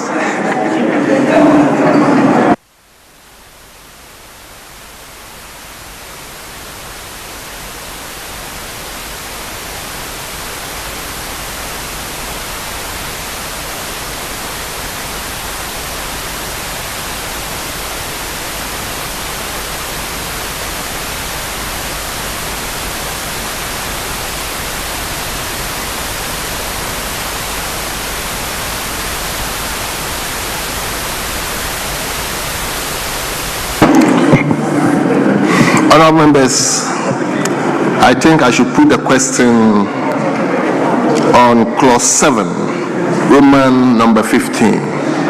And the question is, all those in favor of the proposed amendment say aye. All those against say no. Honourable members, the ayes have it. The proposed amendment to clause 15, that is SV, is carried. Now, SVI, the same clause 7, chairman of the committee.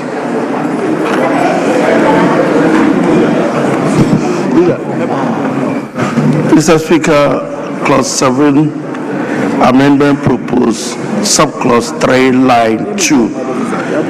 Delete 100 and insert 5,000. And in line 3, after done, delete 250 and insert 20,000. Honourable Speaker, this is in respect of the penalties. That's the change. Penalty, very well. Honourable members, the chairman has made a proposed amendment in clause 7, Roman numerals SVI.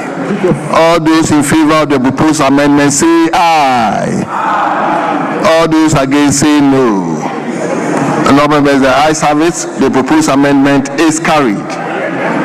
Now, I'll put the entire clause 7.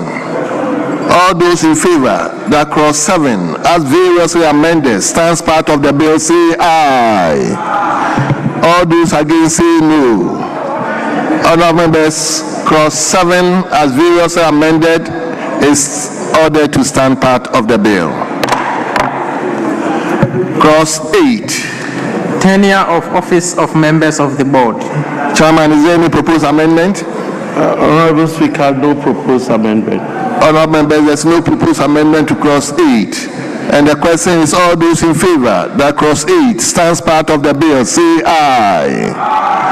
All those against say no. Honorable members, the ayes have it.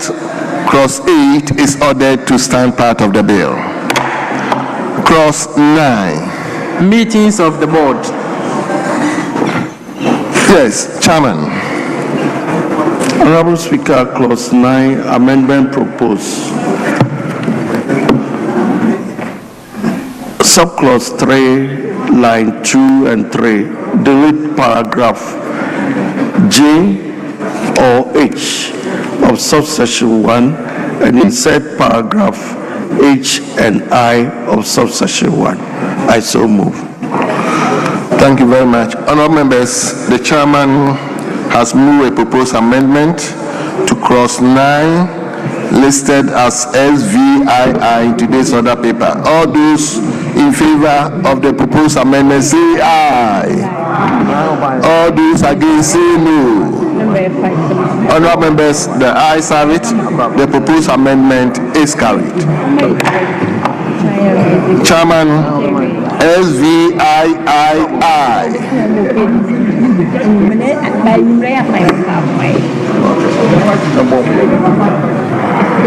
Please, whose microphone is on?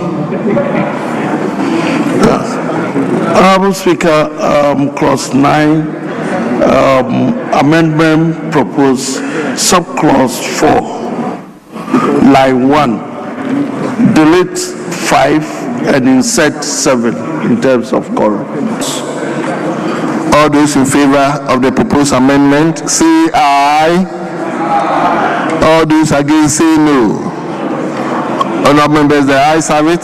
The proposed amendment is carried. And now I'll put the entire clause 9. All those in favor that clause 9 as variously amended stands part of the bill say aye. All those against say no. Honorable members, the ayes have it. Clause 9 as variously amended is ordered to stand part of the bill. Clause 10. Disclosure of interest. Chairman, is there any proposed amendment?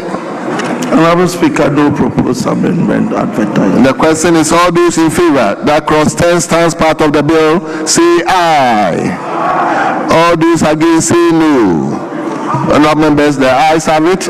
Clause 10 is ordered to stand part of the bill. Clause 11. Establishment of committees. Chairman. Honorable Speaker, no proposed amendment to clause 11. Honorable members, there's no proposed amendment to clause 11, and the question is, all those in favor that clause 11 stands part of the bill say aye. All those against say no. Honorable members, the ayes have it. Clause 11 is ordered to stand part of the bill. Clause 12. Establishment of technical committee. Chairman. Honorable Speaker, clause 12, amendment proposed, subclause 2, paragraph D, delete and insert the following, as captured on page 13. I so move.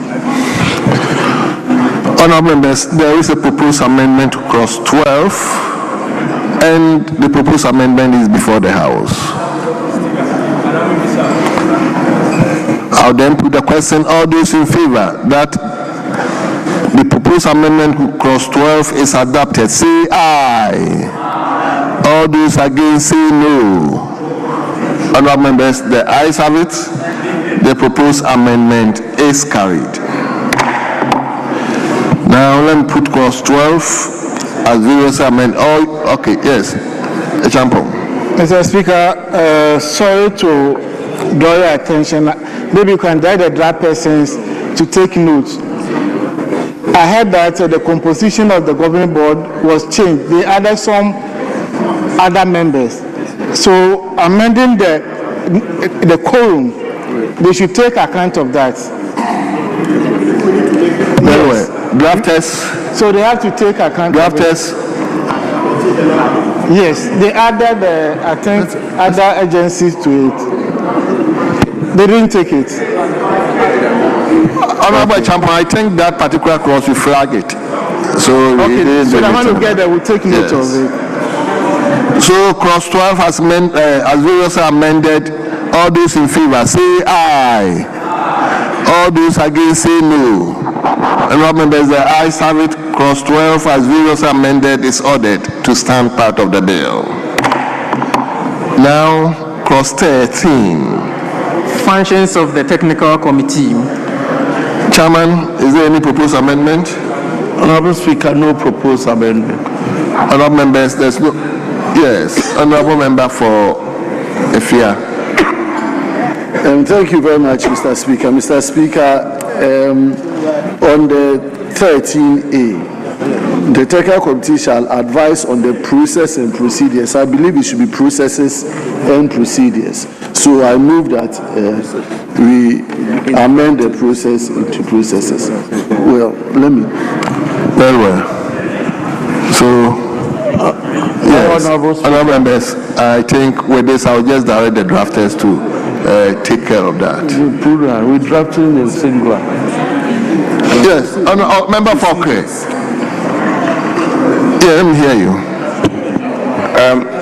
Mr. Speaker, thank you. Mr. Speaker, if you look at the clause 13, I think one key issue that businesses also face is disputes, in terms of disputes. And I was thinking that we would want to also make it an explicit provision as a function of the technical committee to also add settling of disputes that may arise.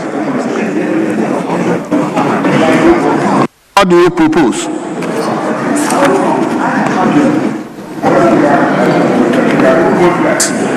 I propose that we add additional clause to read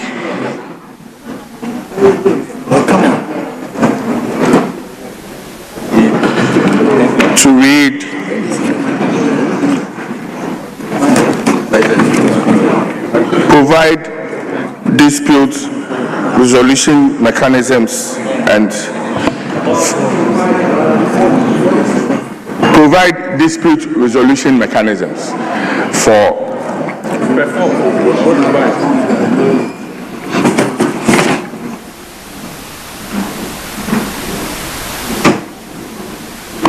Very well. Honourable members, I think he is just proposing that we should be clear with our processes of addressing issues. Yes. So now you are clear, you want to give us a rendition? Okay, let's hear you.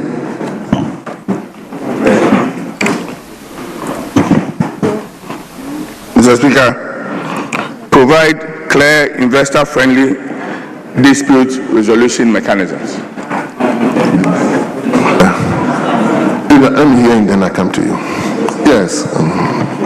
Honourable Speaker, respectfully, if you check clause 11,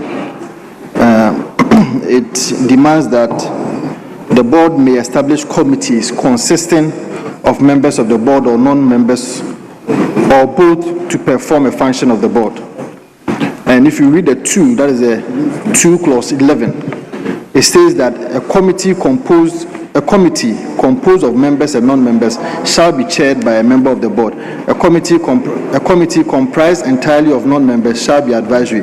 So I am indicating that the board itself has the opportunity or has the right to establish committees. So in the event that there is a dispute, the board itself can establish an ad hoc committee to investigate or resolve such matters. It does not need to be given to the technical committee as a function, and that's where I disagree with my brother. Thank you so much. Thank you very much. So, leader. Yeah, Mr. Speaker, dispute resolution procedures have been specifically provided for in subsequent clauses. So if you look at clause 44 deals with dispute resolution procedures.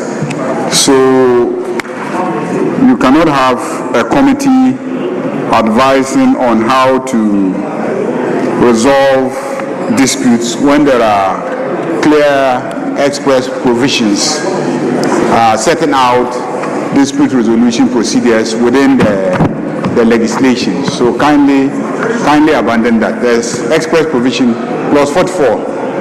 Clause 44. Mr. Speaker, if I may, okay. I made that provision because there are grievance procedures, but it was not, dispute resolution was not part of their functions. We are talking about the technical, but I'm guided, except that because there were grievances procedures, but as a function, it was not mentioned, but I'm guided. Thank you. Thank you. Leader. Speaker, not too related to the clause under consideration, but Mr. Speaker, a fundamental issue was raised earlier by me regarding a major stakeholder in this country, a stakeholder that will be greatly affected by this bill. Mr. Speaker, they brought a petition regarding the threshold and some few other matters. Mr. Speaker, I don't want this house to be seen as a house that does not listen. I've just checked with the committee members, including the chair of the committee, as to whether or not they've been able to meet with Gupta to hear them. Mr. Speaker, in the lawmaking process, the theory is that as part of it, we hear the public, we listen to them, and when there's a public memoranda, we have to consider before moving to consideration stage. Mr. Speaker, we are doing this legislation. There is a public memoranda. The committee's first and foremost duty is to at least grant hearing. Mr. Speaker, this side is not obstructing government, but Mr. Speaker, we want the right thing to be done. The minority met with Gupta, and their concern was basically that when they even bring public memoranda to Parliament, we don't listen. I would plead with the respected majority leader to work with the sponsor of the bill. Gupta's memoranda must be heard. We must not rush into doing this bill, and when the matter is raised, you are told that when it gets to that clause, come with your amendment. That's not how it works. Mr. Speaker, just before I sit, you recall that when the VAT amendment bill came into this house, I stood up and I said, I am an entrepreneur and I do trading, and I know how this would affect the ordinary trader on the street. My respected colleague, the Deputy Finance Minister, said it will change nothing. Go out there. They are being charged 20%. You said you gave your word. Now Gupta is complaining that you have now set up a technical committee to look into this VAT thing. The very thing that will raise it here, is it because I'm opposing you politically? So even if I'm sharing wisdom, you don't want to listen. You go out there. If you had listened to me, you wouldn't go and set up a technical committee for a possible review during mid-year review. Mr. Speaker, I will conclude by pleading with them. Our colleagues, we know you have your numbers, but at least listen. We are not here to just oppose for opposing sake. There are real issues affecting industry. Listen to Gupta's memoranda. Let's hear them. Let the committee grant fair hearing. Let us look into the threshold issues that they have raised before we come to consideration. It's part of our procedure, my respected colleagues. Don't be dismissive, else it will always come back and haunt this very house. Mr. Speaker, I have made my point and I speak no more. Thank you very much. Yes, leader. Mr. Speaker, this bill has been in the works for more than 2 years. Yes, for more than 2 years. This bill ought to have been passed by this House in the 8th Parliament. The proposals contained in this bill were actually crafted when he was a majority leader. when he was majority leader. That was when the original proposals contained in this were crafted. There has been extensive stakeholder meetings and analysis of the proposals, which has led to a virtual rewriting of the bill. Now, what you are talking about thresholds, is something that I have also heard, because they are saying that we are reducing the threshold for entry into the country. It used to be $1 million, and we are reducing it to $500,000 cash. And the reason why the authority or the proposed authority is the sponsor is suggesting that we should change it to $500,000 cash is that the previous legislation said $1 million in goods or in cash. So all that people did was to bring in goods and then claim that the value of the goods constitute 1 million. So the country was not benefiting in terms of actual money being injected into the economy by foreign investors. And so we decided to be more specific, that it is cash we are looking for. We're not asking you to bring us goods. We're asking you to bring cash. So now the threshold has been changed so that it is 500,000 United States dollars cash. That is actually more stringent than the previous arrangement, which used to be 1 million goods or cash. These discussions have been had severally. As for the issue of foreign invasion of our economy, it has been a long-standing issue. But it is not because of this bill that we will continue to have that problem. It's a problem that we need to fix in the financial sector of the country, because our traders and manufacturers are borrowing at very high cost. So foreigners who are borrowing at a lower cost can easily dominate your economy. Mr. Speaker, as we speak, we are fixing the financial sector of this country. Interest rates are coming down.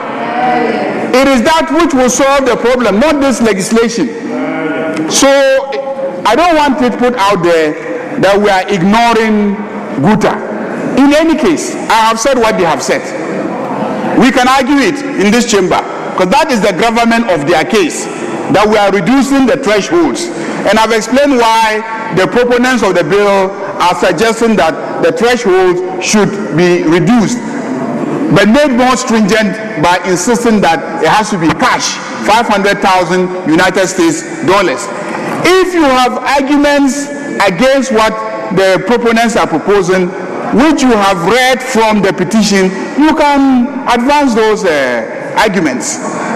But I don't like the way you are indicting the chairman of the committee. Mr. Speaker, this chairman did a very diligent work. Chairman has been very, very diligent. He has consulted stakeholders extensively before putting together his report. And the chairman should be encouraged. The chairman should be encouraged. And this is the chairman who's on the MPP side. And you get up and you are trying to belittle the work of the chairman.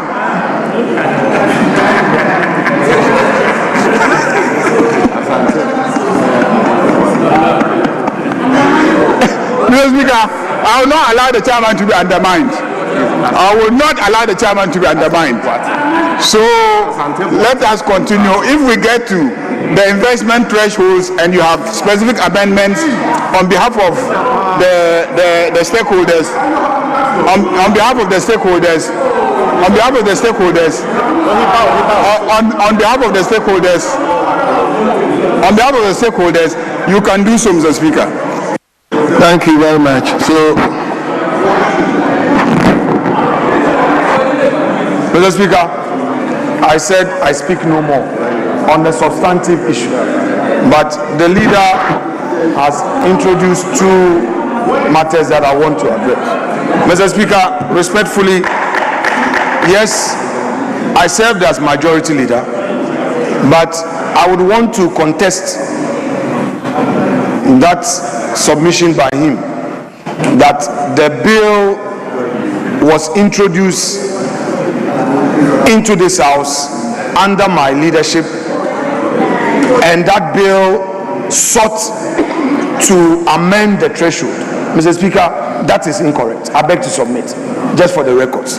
Two, Mr. Speaker, the issue about Guta has to do with the sponsor. I have not raised any issue regarding the industry of the chair. Mr. Speaker, I would conclude simply by saying that we are gradually making it impossible for consensus building in this house. Where every view is opposed, Mr. Speaker, it is something we must watch. And I am speaking in this house.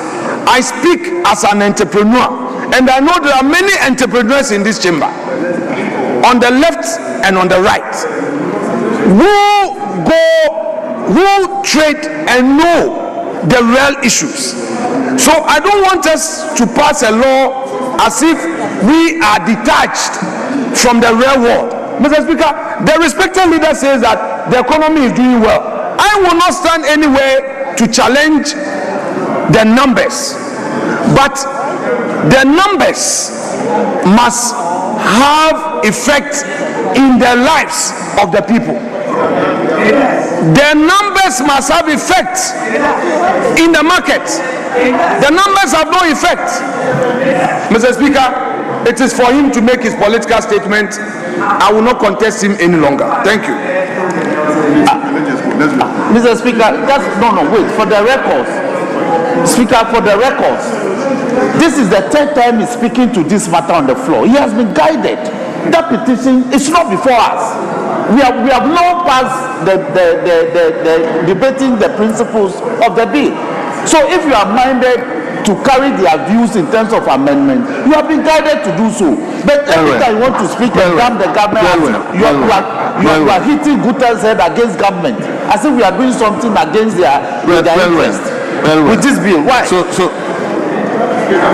Yes, Speaker, the minority leader has been making this point, and each time we try to correct him. I don't know why he is so unrepentant. Mr. Speaker, we conducted thorough stakeholder engagement. We have a report, stakeholder engagement report here, showing all the people who attended, including Guta. So what is this? We have done this extensive consultation before coming to the house with this bill.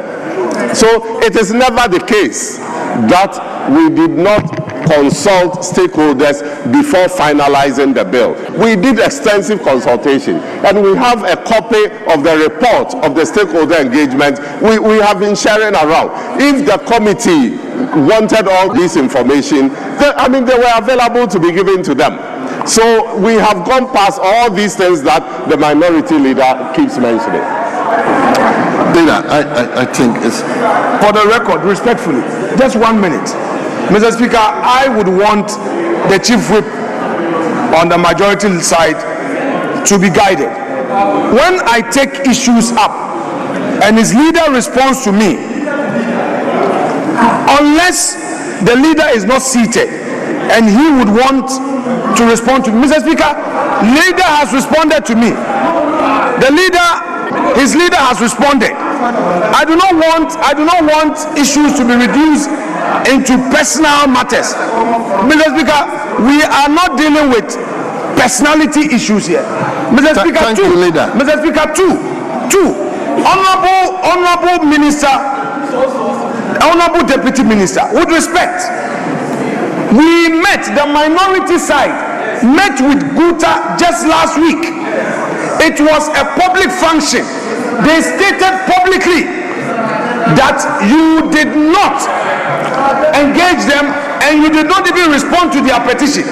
Mr. Speaker, don't create the impression that the Deputy Minister of Finance should not create the impression that we just come here and talk because of politics. We are not attacking you. We are raising a fundamental issue coming from a stakeholder. The meeting we had with them was public. So don't say that I keep repeating the same thing because they keep complaining. You are in office. So take responsibility. Thank you. So, honorable members, clause 13. Speaker, I entered this house with the respected minority leader. I am not aware that when we get to consideration stage, we allow anybody to bring back issues that we should have dealt with at the second reading. A second reading for 30 minutes. Yes, this is the House of Democracy. Mr. Speaker, all that he's raised are things that are policy issues. We passed that stage. Yes, it is okay for Buta to meet the minority and make their point. It's true. In fact, even after passing this bill, somebody will not like something about it. But that is law. So, Mr. Speaker, thank you. So that we are guided. So that the next time a bill comes, somebody doesn't take us for 30 minutes because he wants to speak his mind. That is not the point of how in fact, Mr. Speaker, whatever Buta was seeking to amend in this bill, this bill, no, that I'm waiting for you. He said you are taking me to Yoko. Thank you. He said you are taking me to Yoko. I'm waiting for you. Minister, thank you. Minister, thank you. Is it not Yoko? Honorable members, honorable members, clause 13. Mr. Speaker, he was busy trying to take me to Yoko. I'm waiting for you at Yoko. You also said at Road Fund. The report is also there waiting for you. Minister, thank you. So, honorable members, clause 13. All those in favor that clause 13 stands part of the bill, say aye. All those against, say no. Honorable members, the ayes have it. Clause 13 is ordered to stand part of the bill. Clause 14. Allowances. Chairman, any proposed amendment? Honorable Speaker, no proposed amendment to clause 14. Honorable members, there is no proposed amendment to clause 14. All those in favor that clause 14 stands part of the bill, say aye. All those against, say no. Honorable members, the ayes have it. Clause 14 is ordered to stand part of the bill. Clause 15. Executive oversight. Chairman, is there any proposed amendment? Yes, Honorable Speaker. Clause 15, amendment proposed. Subclause 2, line 1, after President, delete may and insert shall, so that the rendition will read, the President shall, in writing, designate a minister to have oversight responsibility over the authority. I so move, Honorable Speaker. Honorable members, the proposed amendment to clause 15. All those in favor of the proposed amendment say aye. All those against say no. Honorable members, the ayes have it. The proposed amendment is carried. So, clause 15 as variously amended. All those in favor say aye. Mr. Speaker. Oh, okay, sorry. Yes. Thank you, Mr. Speaker. Mr. Speaker, earlier on, you gave some guidance in terms of, and I want to seek some clarity, in terms of who the authority is responsible to, and indicated that all the issues that comes directly with the president, eventually everybody is responsible towards the president, but for the authority is an agency under the ministry. And I want to seek clarity from the minister or the chairman of the committee if this area, the clause 15, the authority responsible to the president, the I, should not see some amendments before I make my proposed amendment. This is for clarity and guidance. Yes, it's important. John, do you see reason with? To the President. Right, Honorable Speaker, I'm not clear on what the proposed amendments. I'm saying that the Speaker, when we were looking at the clause 6, in reference to the D and the E.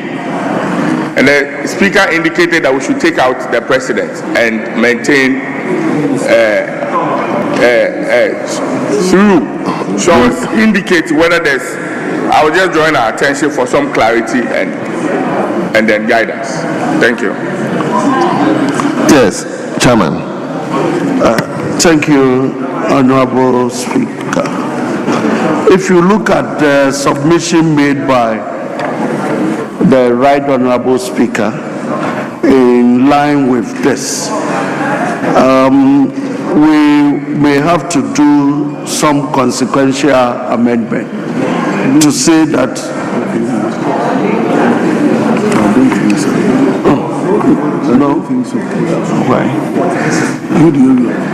to say that the authority is responsible to the president. Right Honorable Speaker, this is an executive function, so I would like to suggest that we leave it as it is. The minister. Because it's an executive function, we leave it as the president, not to the minister. Let me support them. Yes, if you are. Mr. Speaker, I want to support the position of the chairman of the committee. If you go to clause 6, it was referencing either proposals and suggestions going directly to the president. Then we changed it to the minister. So consistently, the 6D and E, we referenced the minister instead of the president because of the way and manner the authority's function, the board's functionality should go to the minister. However, when you come to the executive oversight, already into it is saying that the president may designate a minister. So the president has the power to designate the minister, as can be seen in the clause 6, where the board will be functioning or be reporting through that minister. But in terms of executive oversight, it is consistent that the authority be made responsible to the president. And so, thank you very much. Yeah, leader. I think the practice has always been to locate the investment promotion center, later council, now authority. They have always been located in the office of the president. The idea is that when foreign investment is going to happen, it requires the concerted effort of several ministries and ministers and agencies. And because of the president's convening power, his capacity to get all the agencies to act expeditiously, when you locate the investment promotion center in the office of the president, investment gets more speedily processed than if it is just a particular minister. Even though at all times the president will designate a particular minister, and sometimes it's been the trade minister, sometimes it is the minister for finance, but the ultimate authority is the president. And when the investors come into town and they are told that the agency that is going to be processing their investment is actually in the office of the president, they have a certain level of comfort that matters can be expedited because the presidency is involved. So let's leave it the way it is. Trust me, no president has ever directly been, overseeing the agency. He will always designate a minister to oversee the agency. Mr. Speaker, thank you very much. First is the difficulty of the amendment we have carried in the light of the issue he has raised. The amendment we carried is not making it mandatory that the president would necessarily have to designate someone. And that takes away part of the executive authority of the president, even though it's seen as a delegated responsibility. We have an executive president, Mr. Speaker, and the president can decide if he thinks that there's a special interest with GPIC the president should be able to sit and then be taking direct report on GPIC. But by the current amendment, we are saying that the president cannot do that. The president must necessarily appoint a minister to whom shall report to the president. And I think that it was for good reason that the parent law had the may in it, that you give the president an opportunity to either delegate or not to delegate, because all the function, the executive authority is on the president. Now, if you are now tying the hands of the president and say the president must, when it comes to GPIC, delegate, I think that we should be a bit hesitant trying to tie the hands of the president, because we have an executive president. And for good reason, a president can decide one day to say that GPIC has something that I want to champion myself, so they should be reporting to me. So that's the first difficulty. And I was thinking that it is fitting, it is actually going into the heart of his concern. Now that we're saying that the president must delegate, because we have introduced or we have replaced the word may with shall. It therefore means that under what, Mr. Speaker, how is he going to even delegate it? We are saying a minister. Which minister? Is it the Minister of Finance, the minister responsible for trade? Which minister?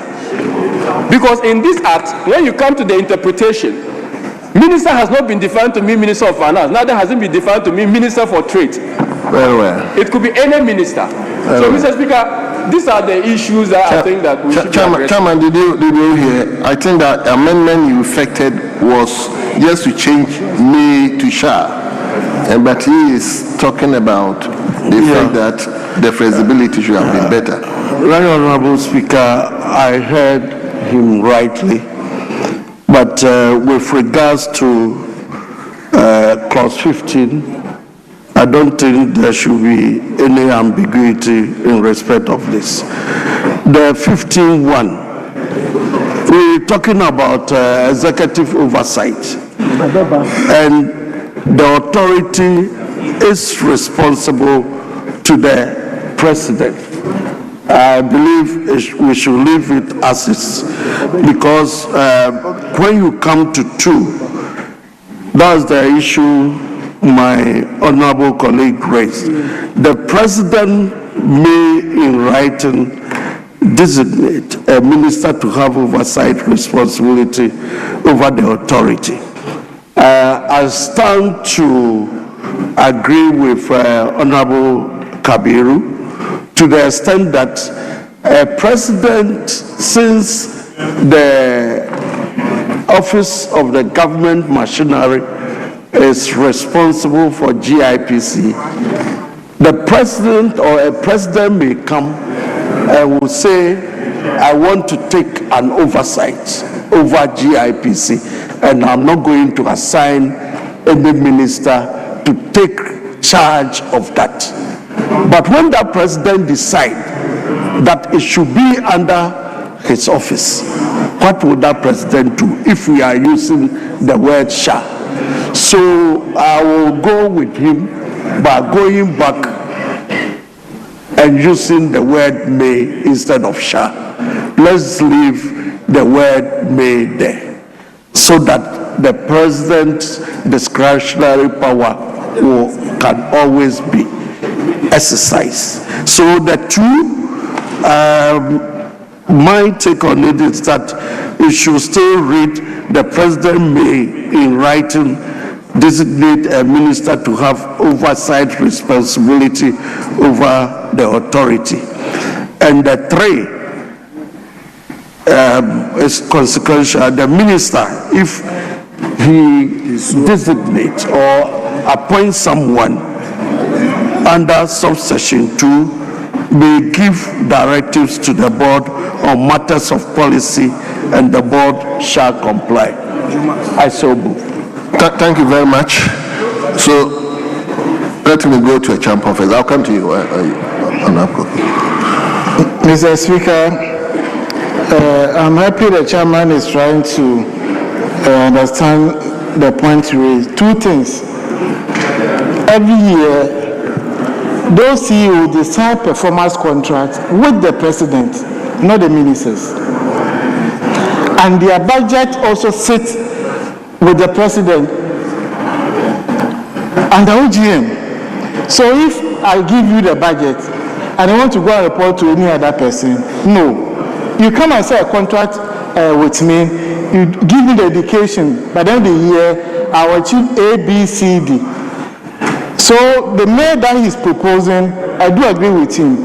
The president may have interest and deal with them directly, or assign any other minister to deal with any of those institutions. That's why the minister is not defined in the bill, meaning the president can appoint any other minister to handle this institution for us. So I think it is in order. Let's make progress. I think, okay, I'm going to Obuasi West Koku. Well, thank you, Mr. Speaker. I do get the point my colleagues have made in respect of leaving it open so that the president may decide how he wants GIPA supervised. But I think we should be guided by history. If you look at those entities who traditionally have been placed under the office of the president, Mr. Speaker, the truth is that they never get supervised. You see, by oversight, I don't think anybody is referring to instructions to do one thing or not to do one thing. You cannot be appointed by the president and then you refuse to do what the president wants. So it is not that kind of political oversight we're looking at here. You're looking at the technical oversight, their day-to-day workings. And in the ministries, the minister has the consultant, he has the technical people, and it is the reason they are in a better position to provide the kind of oversight that we are discussing. I think as a country, we should be moving towards a regime where no entity is placed under the office of the president. Because the architecture of our governance is to have the president who have ministers who advise him and act upon his command, and then these ministers supervise other subnational entities. It should apply to all entities, and I think the discussion ought to be how we move all these entities supposedly under the office of the president, but never getting any supervision really, how we move everything to the various ministries. It is a reason I think on this occasion, let us force the hands of the president to appoint a minister supported by technical people and consultants in the ministry who can provide the kind of technical oversight that we are talking about. I conclude on this point. There's the risk, Mr. Speaker, that you could have a president who says, I want to supervise myself. When we know that that president may not have the technical capacity to supervise. So it's a bit risky to leave it to the discretion of that president. I think if the president wants to exercise any kind of oversight, he should be able to do that through the minister. And I respectfully to appoint a minister through whom he may supervise the GIPA we're looking to improve. I thank you, Speaker.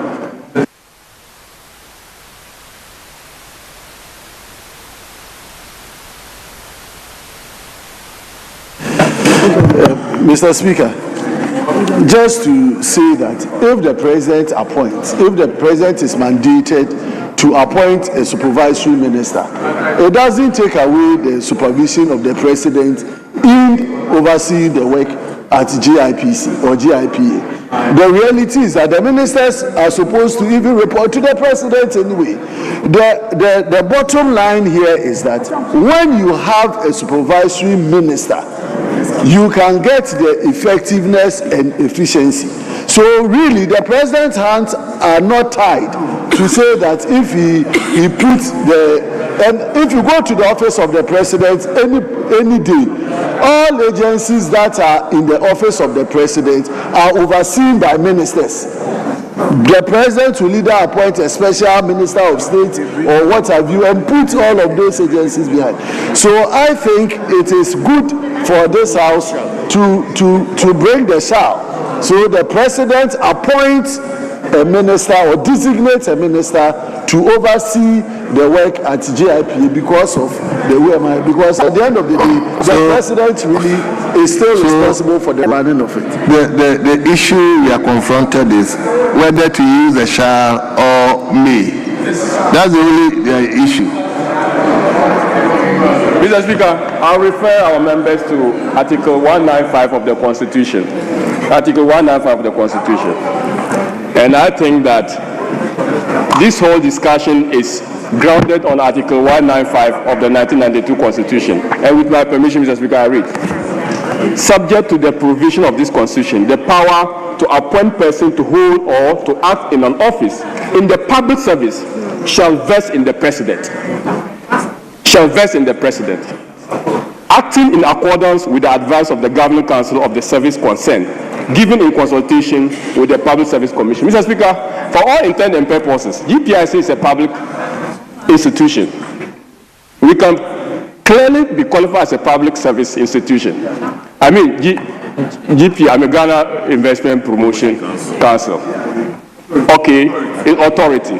Mr. Speaker, you cannot, by this particular amendment, take away the powers of the president to have oversight over this institution. In fact, he is the alpha and omega of all these public institutions. So if you are now saying that the president shall, you are saying that the president having the power vested by the Constitution with this power, you are taking it away. And you cannot do that without amending the Constitution. And that's why the use of the word may gives the president the opportunity to delegate his powers. Every minister who comes before this house, except the Attorney General who has been mentioned in the Constitution, is a representative of the president. The president could have decided to come himself here and report on every sector ministry. So, Mr. Speaker, we are dealing with a constitutional issue here, and I think that in all the bills that we have passed, and anyone can take all the bills we have passed, we have never used the word shall. It has always been may. And if we are trying to do this for good reasons why the framers of those particular old statutes of old haven't used the word shall in them. Mr. Speaker, I rest my case. Thank you. So I think the amendment that has brought all this discussion was to change the may to shall. So from the discussion, the impression I'm getting is that we should maintain the status quo. So the may should maintain. I think the impression I'm getting. Come again. Mr. Speaker, respectfully, in the bill is shall. So, and we are asking that it should be may. That is.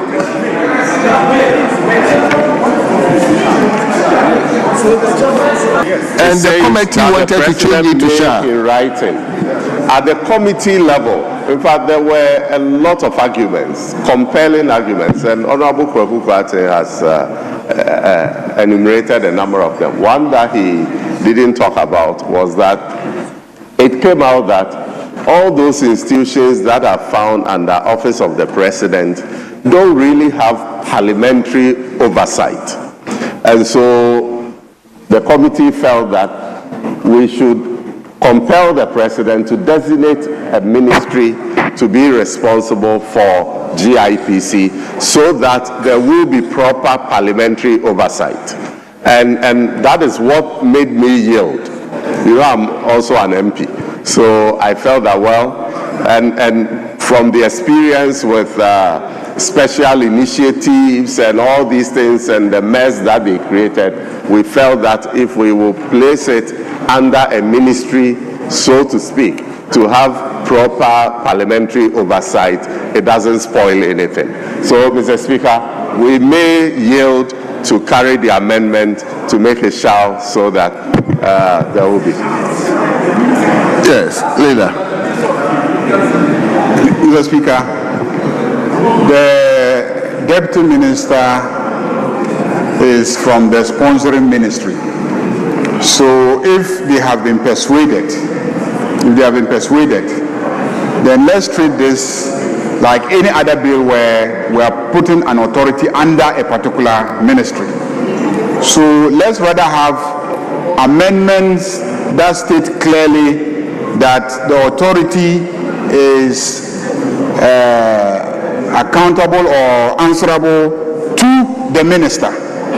Then we now come to interpretation clause, and then we define the minister as the minister designated by the president. I think that is the consensus that appears to be emerging from the work of the committee and from even the ministry.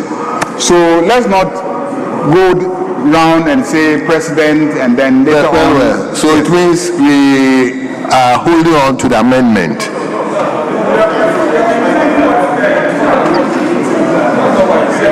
Leader, the impression I got from you, it means that if we are placing all the institutions into the ministry, then what Honorable Kokwate said is right. Then it means we should force the hands of the president to get all these institutions under the minister. So then the operative word will be sharp. So we need to change both 15 and then clause 6. So 15, the proposal will be that the authority is responsible to the minister. The authority is responsible to the minister.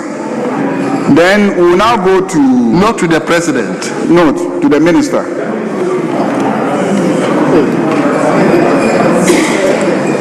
Chairman of the committee.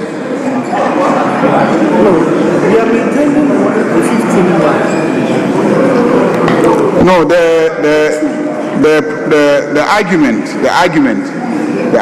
is that when you place an authority under the office of the president, very often oversight is lost.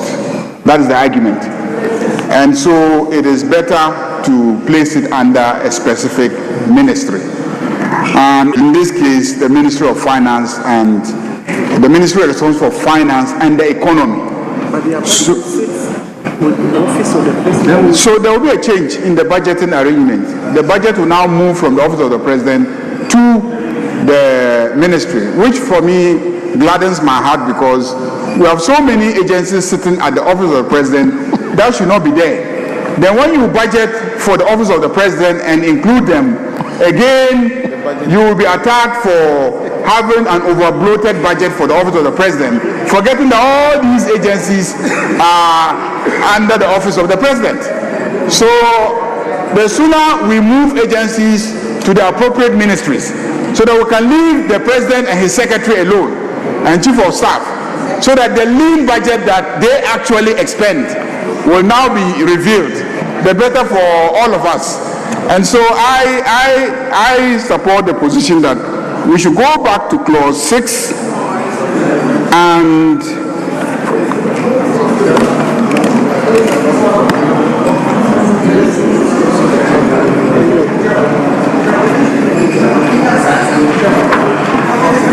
six what? 6E.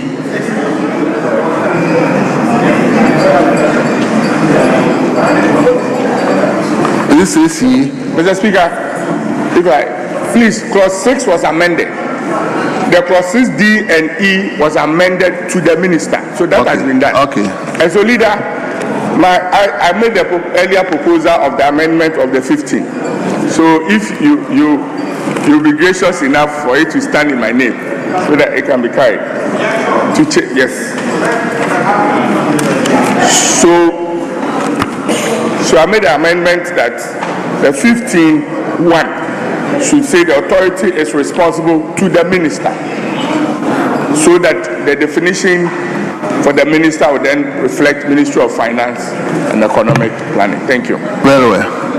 So I'll put the question on that clause 15(1). So all those in favor of the proposed amendment by the member for Okre, say aye. All those against say no. Honourable members, the ayes have it. The proposed amendment is carried. Now the two. Yes. So in that case, the 2 will have to be deleted. So I propose that we delete 2, clause 2 of 15. And consequently, clause 2. Let me listen to. Because initially, it is because it's under the presidency. That is why the No, it will come. It will take consequential effect. Let him. It will take consequential. Initially, because the framers of this bill was saying that it was under the president. If it's no more under the presidency, then the president doesn't have to designate, because we are already indicating in the bill that the minister will refer to Minister of Finance. And therefore, the president does not have to. The agency will be under the Ministry of Finance, which will solve the issue of taking it out of the presidency. So when you say this, and when there's another president, and the president decides that this particular or this all-important institution is placed in other ministry, let's say Ministry of Trade. So I think Mr. Speaker, what he's saying is not complicated. The authority is responsible to the minister. Now, once you have adopted the position that the authority is responsible to the minister, B then is illogical. Where subclause 2 is illogical in the sense that it says the president may, in writing, designate a minister to have oversight responsibility. So that has to go. That's what he's proposing, that we delete 2.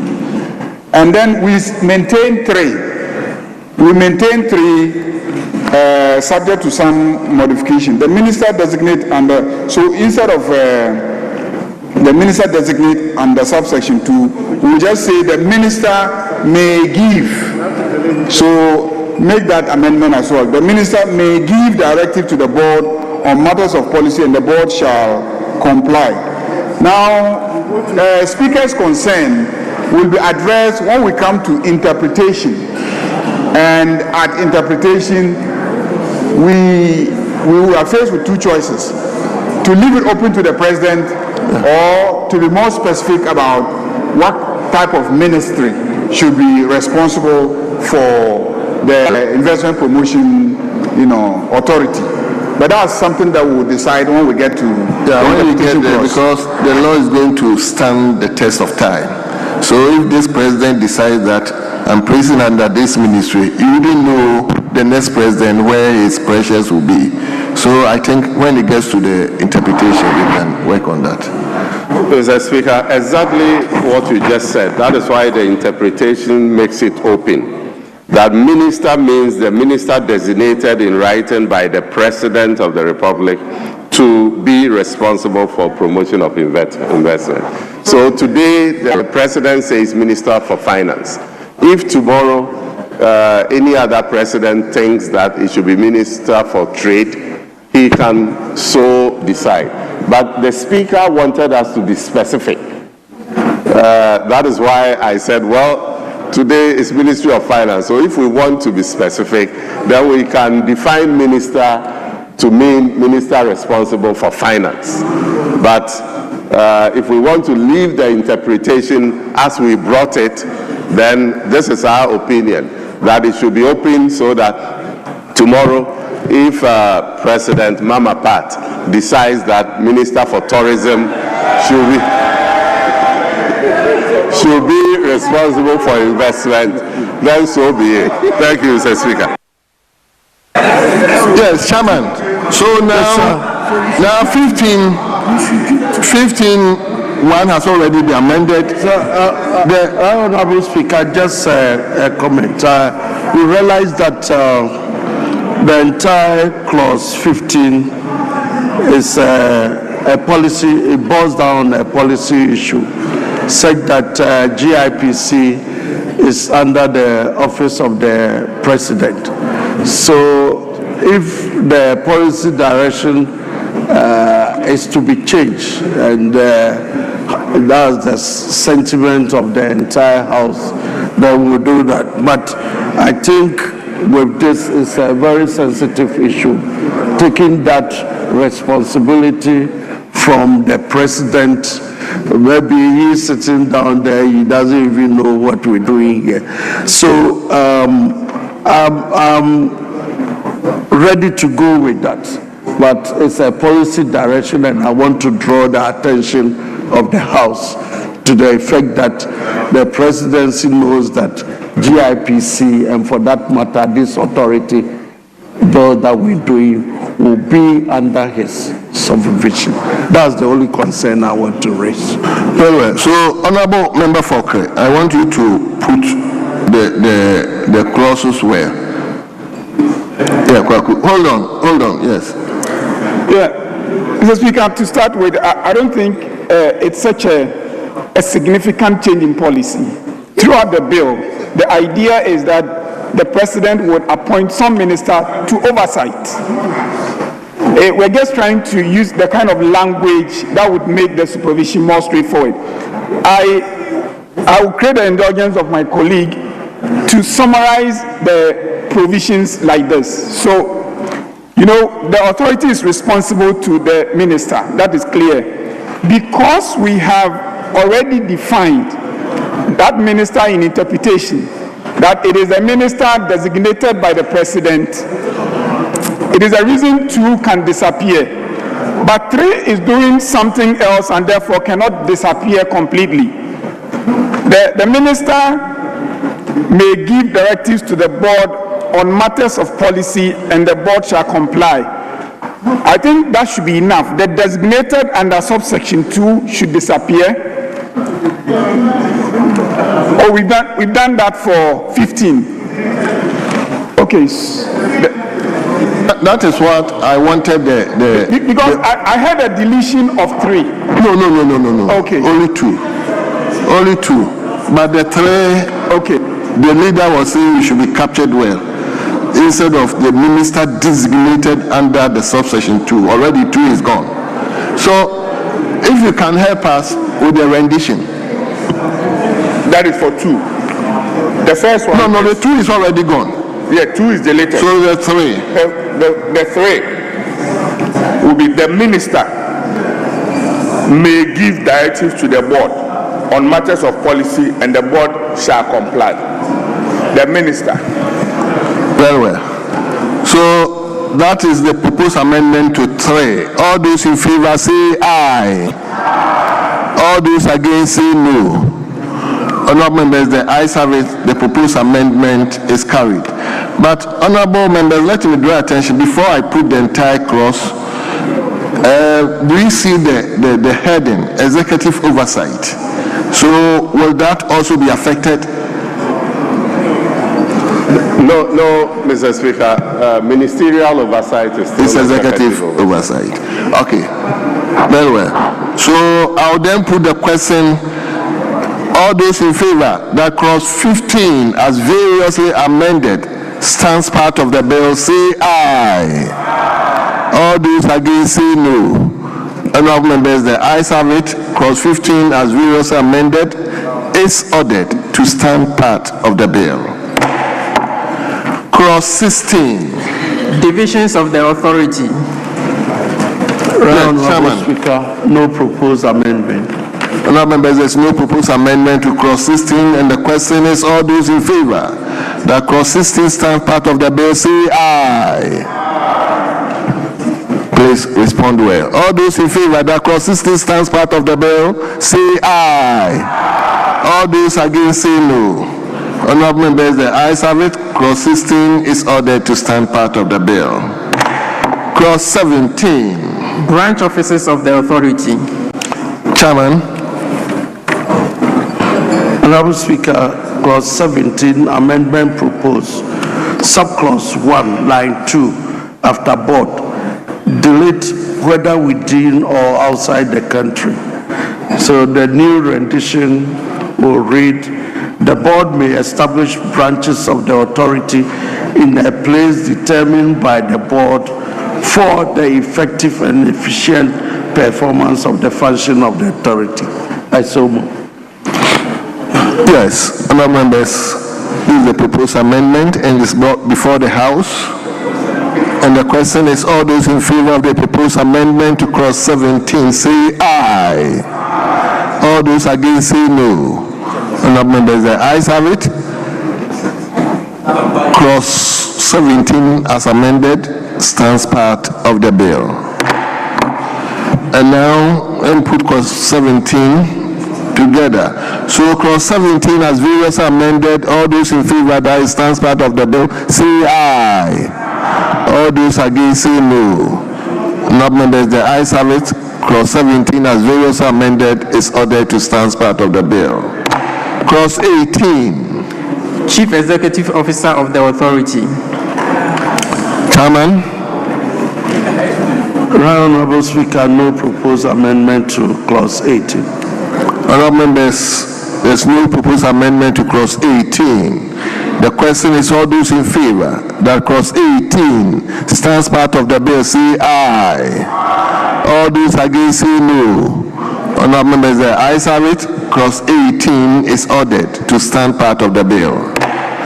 Clause 19. Functions of the Chief Executive Officer of the Authority. Honourable members, clause 19, Chairman. Right, Honourable Speaker, no proposed amendment to clause 19. Very well.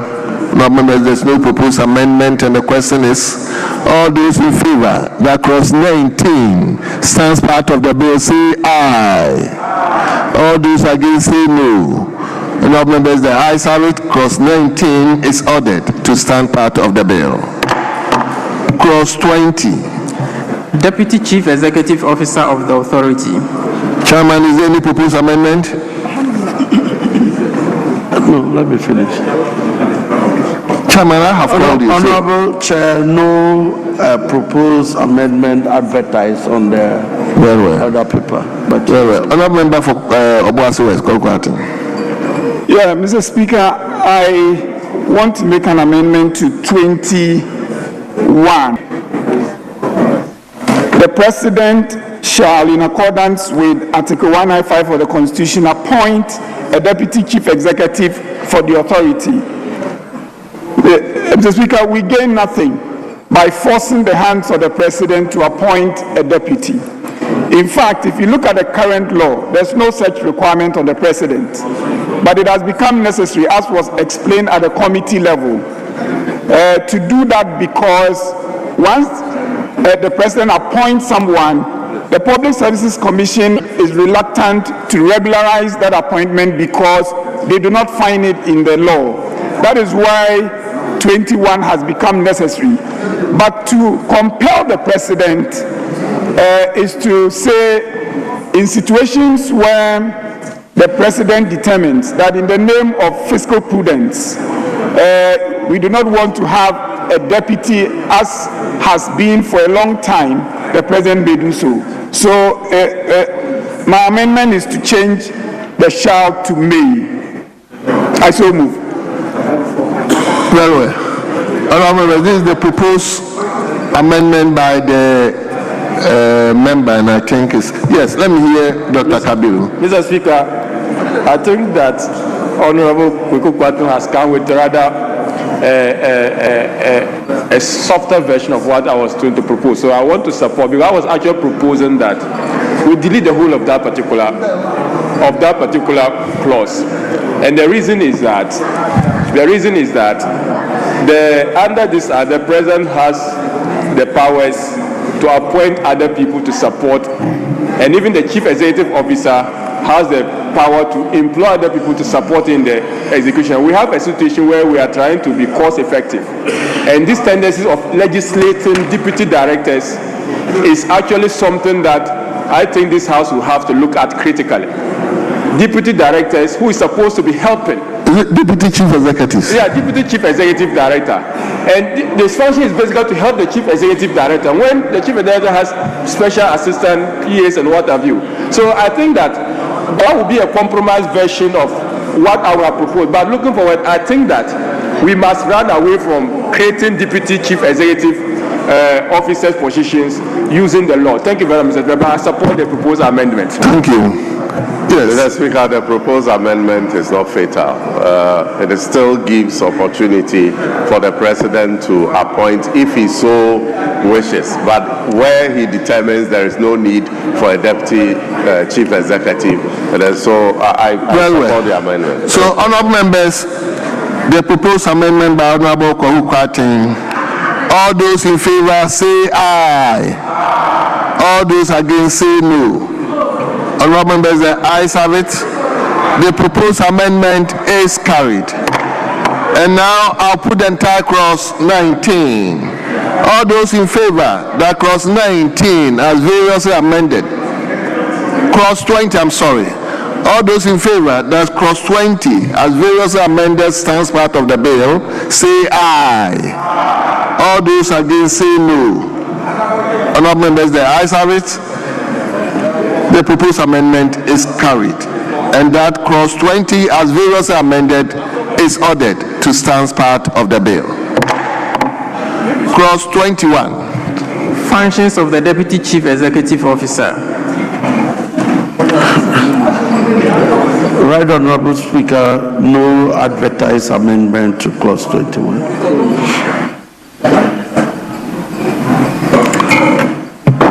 Yes. There is no proposed amendment to clause 21. And the question is, all those in favour that clause 21 stands part of the bill, say aye. All those against say no. Honourable members, the ayes have it. Clause 21 is ordered to stand part of the bill. Clause 22. Secretary to the board. Chairman. Right Honourable Speaker, clause 22.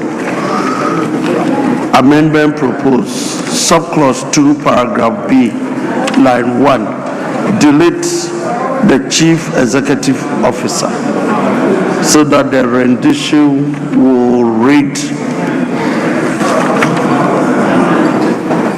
the B, perform any other function that the board may direct instead of the board or the Chief Executive Officer. I so move. Yes, honourable members, that's the proposed amendment to clause 22. All those in favour of that proposed amendment say aye. All those against say no. Honourable members, the ayes have it. The proposed amendment is carried. Yes, Chairman. XXIII. Honourable Speaker, the same clause 22, amendment proposed, subclause 2, insert the following new paragraphs. We added another paragraph to 22 to the extent that, as captured here, we added the arrangement of meetings of the board to the functions of the secretary. So there will be another subclause. I so move. Honourable members, the proposed amendment to clause 22 again. All those in favour of that proposed amendment? Yes, Honourable Member Fofia.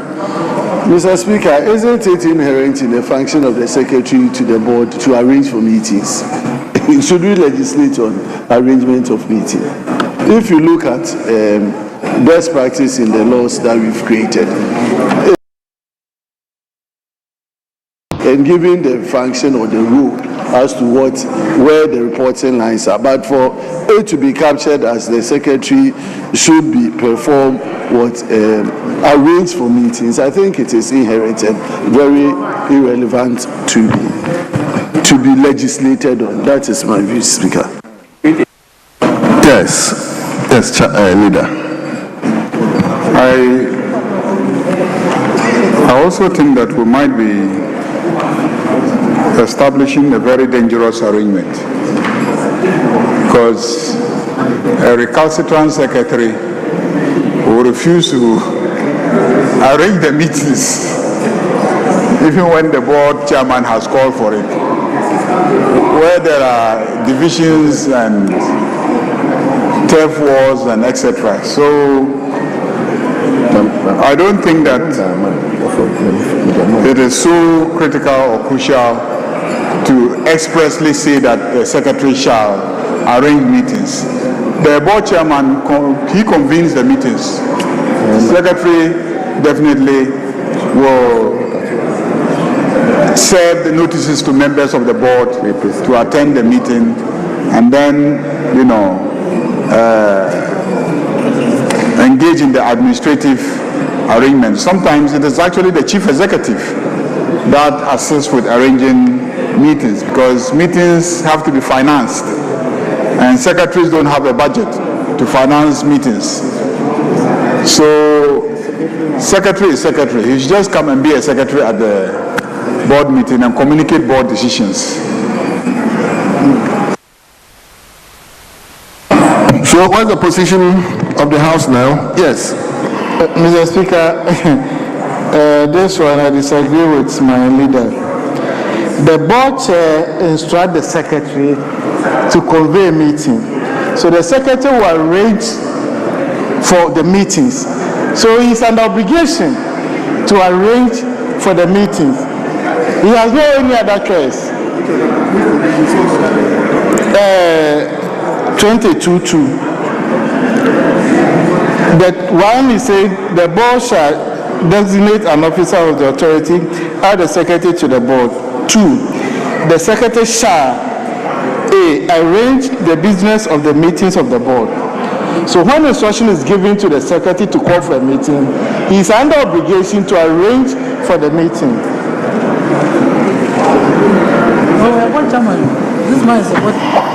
I agree with Honorable Acheampong on this matter. Mr. Speaker, we look at the function of the board secretary in line with just like a secretary of a company.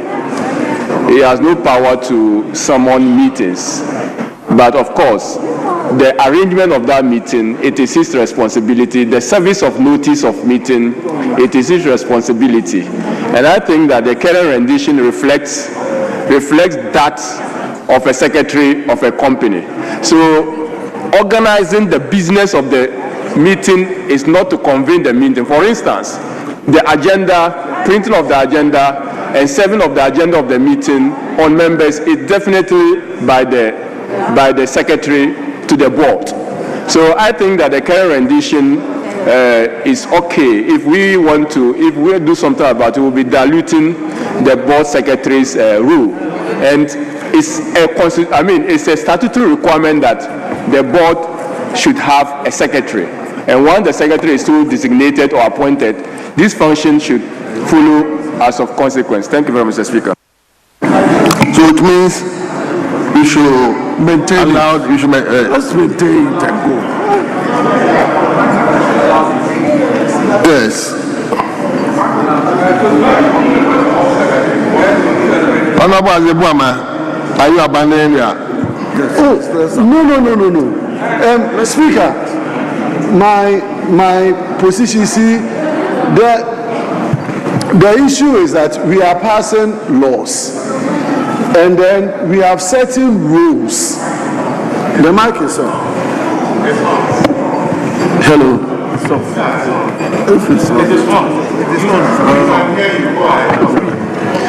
Yes, and there are certain rules that are not legislated on. If you look at the company secretary that he referenced, that one is a provision of the Companies Act, and the Companies Act imposes or creates that rule with certain functionality and then obligations and even sanctions. But when we come into these public enterprises that we create, the office of the board secretary is not a major critical functionality. it is only a creation that once you have a board, you create the secretary who facilitates the work of the board under the instruction of the board chairman. So if you are not careful and you begin to introduce, because once you say that the board secretary is to be appointed, you show how the secretary is to be appointed, and then you direct the reporting line. Any other thing that comes to the organization of the meeting sits with the board chairman and even assisted by the CU. And so it is novel unless we are able to go back. I was trying to revisit our recently passed laws to see how we have created the board secretary rule and whether we have legislated that he would be responsible for arranging of meetings. And I'm saying that arranging the meeting is a necessary role, and that function is given under the instruction of the board chairman. So we don't need to in this particular law impose it that the board secretary is responsible for arranging meetings, since the board chairman calls meetings and it is inherent for the secretary to arrange. Thank you, sir. Yes. Mr. Speaker, I side with the immediate past board secretary of GRA, Honorable Boama, because you see, what we are in. He was immediate past secretary. Yes, board secretary. And he has enormous experience.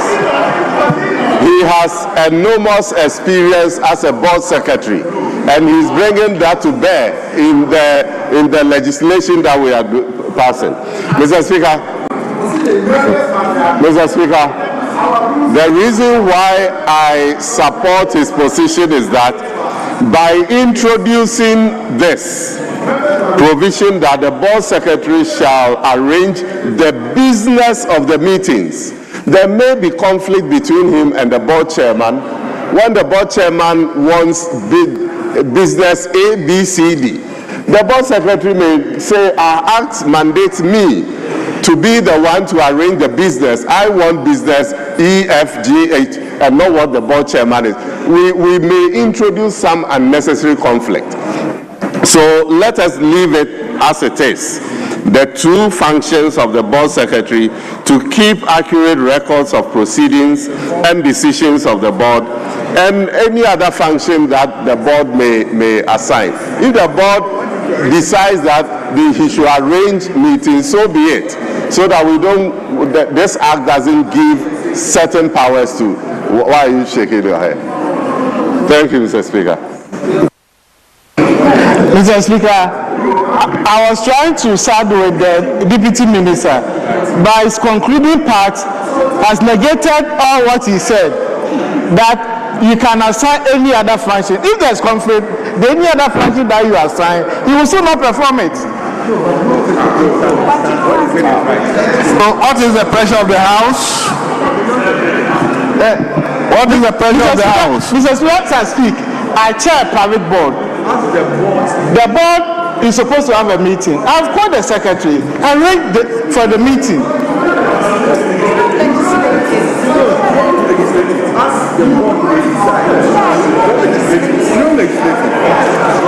Honorable members, so I think the inclination from members is that. Honorable Minister, hold on. I think the standard practice of this House, based on the legislations that we've passed, the immediate one, and that's the Ghana Shippers Authority Act, the secretary shall, subject to the directives of the board, arrange the business of the meeting of the board. So that has been the standard practice of the House, and I think we may not need to change the arrangement. Mr. Speaker, if it is captured in the manner you just read, that's subject to directives of the board, then it's okay. But if you don't and you give that power to the board secretary, it may be the source of the conflict. So we can import the rendition that you just gave. So the secretary shall subject to the direct direction of the board, arrange the business of the meeting of the board. I think that is okay. So with this, I'll put clause 22 as variously amended. So, honorable members, clause 22 as variously amended. Please, I'm trying to help to guide. Mr. Speaker, someone has to hold the amendment before you put it. Yes, very well. So, Chairman. So that's the reason. Chairman, may you put the amendment so that. The amendment proposed to 15 to 22, sorry, I'm sorry, is that the secretary shall, subject to the directives of the board, arrange for the meetings of the board. I so move. Let me read this, what I have here again, so that we can. The secretary shall, subject to the directions of the board, arrange the business of the meetings of the board. Yes. So we're using directions instead of directive. And it connotes almost the same. The same. Very well. So, honorable members, that's the. You don't agree with this?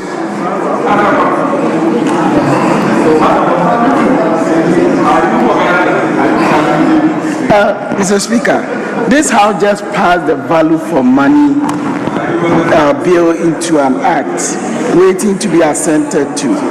And there's a rendition here which is departing away from what we are saying right now. Yeah, no, this is GIPC, I agree. And even yes, but even this one is further. So let's hear you, Honorable. Yeah, this is an authority. Yes, Mr. Speaker, this one is authority, and I believe with this one we should even go further and specify the person that qualifies, because the current rendition said the board shall designate a lawyer appointed under, so that section that appoints staff. Then of course they said the secretary shall arrange the business of the board, record and keep minutes of meetings of the board, perform any other function that the board may direct. Then he goes on. So what Boama was saying, also the secretary is answerable to the board in performance of the functions of the secretary. So this is a rendition we have just approved as a house, and I believe going with that will not let it depart so much from what we are debating on now. So, honourable members, that is another rendition. Right, Honourable Speaker, that version is just an elaboration of the functions of the secretary. We can decide to go by that, and it will spoil anything. So, Chairman, I mean, just lead us. So if you want that rendition, just let's put the rendition. Right, Honourable Speaker, to put it in perspective, I think if we go by the elaborated version, it will be covered in all areas. So the board will not take in the lawyer aspect, because it can be anyone. The secretary shall arrange the business of the board. Then B, records, perform any other function that the board may direct. Then 3, the secretary is answerable to the board in the performance of the functions of the secretary. We can take that on board. Honourable, is that okay? Mr. Speaker, that's okay as long as we are taking out the lawyer from there. Very well. Otherwise, I will argue that the board secretary should be a teacher. Very well. All those in favor of the proposed amendment say aye. All those against say no. Honorable members, the ayes have it. The proposed amendment is carried. And clause 22 as variously amended. All those in favor that clause 22 as variously amended stands part of the bill say aye. All those against say no. Honorable members, the ayes have it. Clause 22 as variously amended is ordered to stand part of the bill. Clause 23. Appointment of other staff. Chairman. Honorable Speaker, no proposed amendment to that. Honorable members, clause 23, there's no proposed amendment. All in favor that clause 23 stand part of the bill say aye. All those against say no. Honorable members, the ayes have it. Clause unit. Chairman. Honorable Speaker, no proposed amendment to 23. Very well. Honorable members, there's no proposed amendment. The question is all those in favor that clause 24 stands part of the bill say aye. All those against say no. Honorable members, the ayes have it. Clause 24 is ordered to stand part of the bill. Clause 25. Chairman. Funds of the authority. Chairman. Clause 25, amendment proposed. I'm making a correction to that. It's paragraph C, not E. We should delete that of paragraph C, not E. Which is paragraph C? Yes. Is that the amendment? 5. We're deleting paragraph C and not E of 25.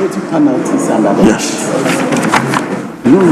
So which one? Can you state which one you want to do? So we are deleting the entire paragraph C. C, yes. Income from investment. Yes, as a source of opposed to they are not profit-making entities. Yeah. Very well. Honorable members, the amendment is to delete paragraph C. All those in favor of the proposed amendment say aye. All those against say no. Honorable members, the ayes have it. The proposed amendment is carried. Clause 25 as variously amended. All those in favor that clause 25. Mr. Speaker, if I may get your leave on the 25, there is no provision for them to take loans. I don't know if it is the intention of government that the authority cannot take loan, because it has been part and parcel of all the legislations we've passed, but it is not here. So if we are minded, we could include, we can do an amendment and insert loans. I thank you, Mr. Speaker. Chairman and the Minister. Mr. Speaker, it is not intended for the GIPA to borrow for any major investment. They are to promote investments and not to. But if this House wants to make that provision for the future, I don't think we will be opposed to it. But in the contemplation, it is not for GIPA to be borrowing for anything in particular. We want them to focus on investment promotion and not begin to think of borrowing for any other thing, Mr. Speaker. Yeah. Chairman. Yes, we realize that GIPC, and for that matter GIPA, is not a profit-making entity. And if we allowing them to take loan, how are they going to pay? Their business is to promote investment, and I think they should focus on that and that alone. So there's no need to legislate for them to be contracting loans on behalf of the authority. Thank you. Yes, Dr. Kabilu. Mr. Speaker, just yesterday we had a similar issue. Yesterday. And I remember contributing to SAFE. And in this case, we refer ourselves to clause 2 of this act or bill. We are establishing a body corporate, Mr. Speaker. And that was the ruling of Mr. Speaker also on that chair, the first deputy speaker. We may be putting in place measures to avoid the abuse of that funding source. And I think the ministry has over the past years done something about that by capping or saying that before you come for loan, you must come to the ministry for approval. But you cannot set a body corporate and starve it of potential funding sources. If in the estimation of GIPA, there's the need for them to leverage GIPA to access funds, concessional funds, which can only be accessed by GIPA, I think the country should be able and be willing to access it. But it must take approval of the Ministry of Finance, because you want to avoid contingent liabilities. That's the whole essence of scrapping it, because the whole essence of scrapping is that we are avoiding contingent liabilities on central government, because people are abusing this loan provision in their laws and they can go and contract. But I don't think the solution to that is removing it in the law.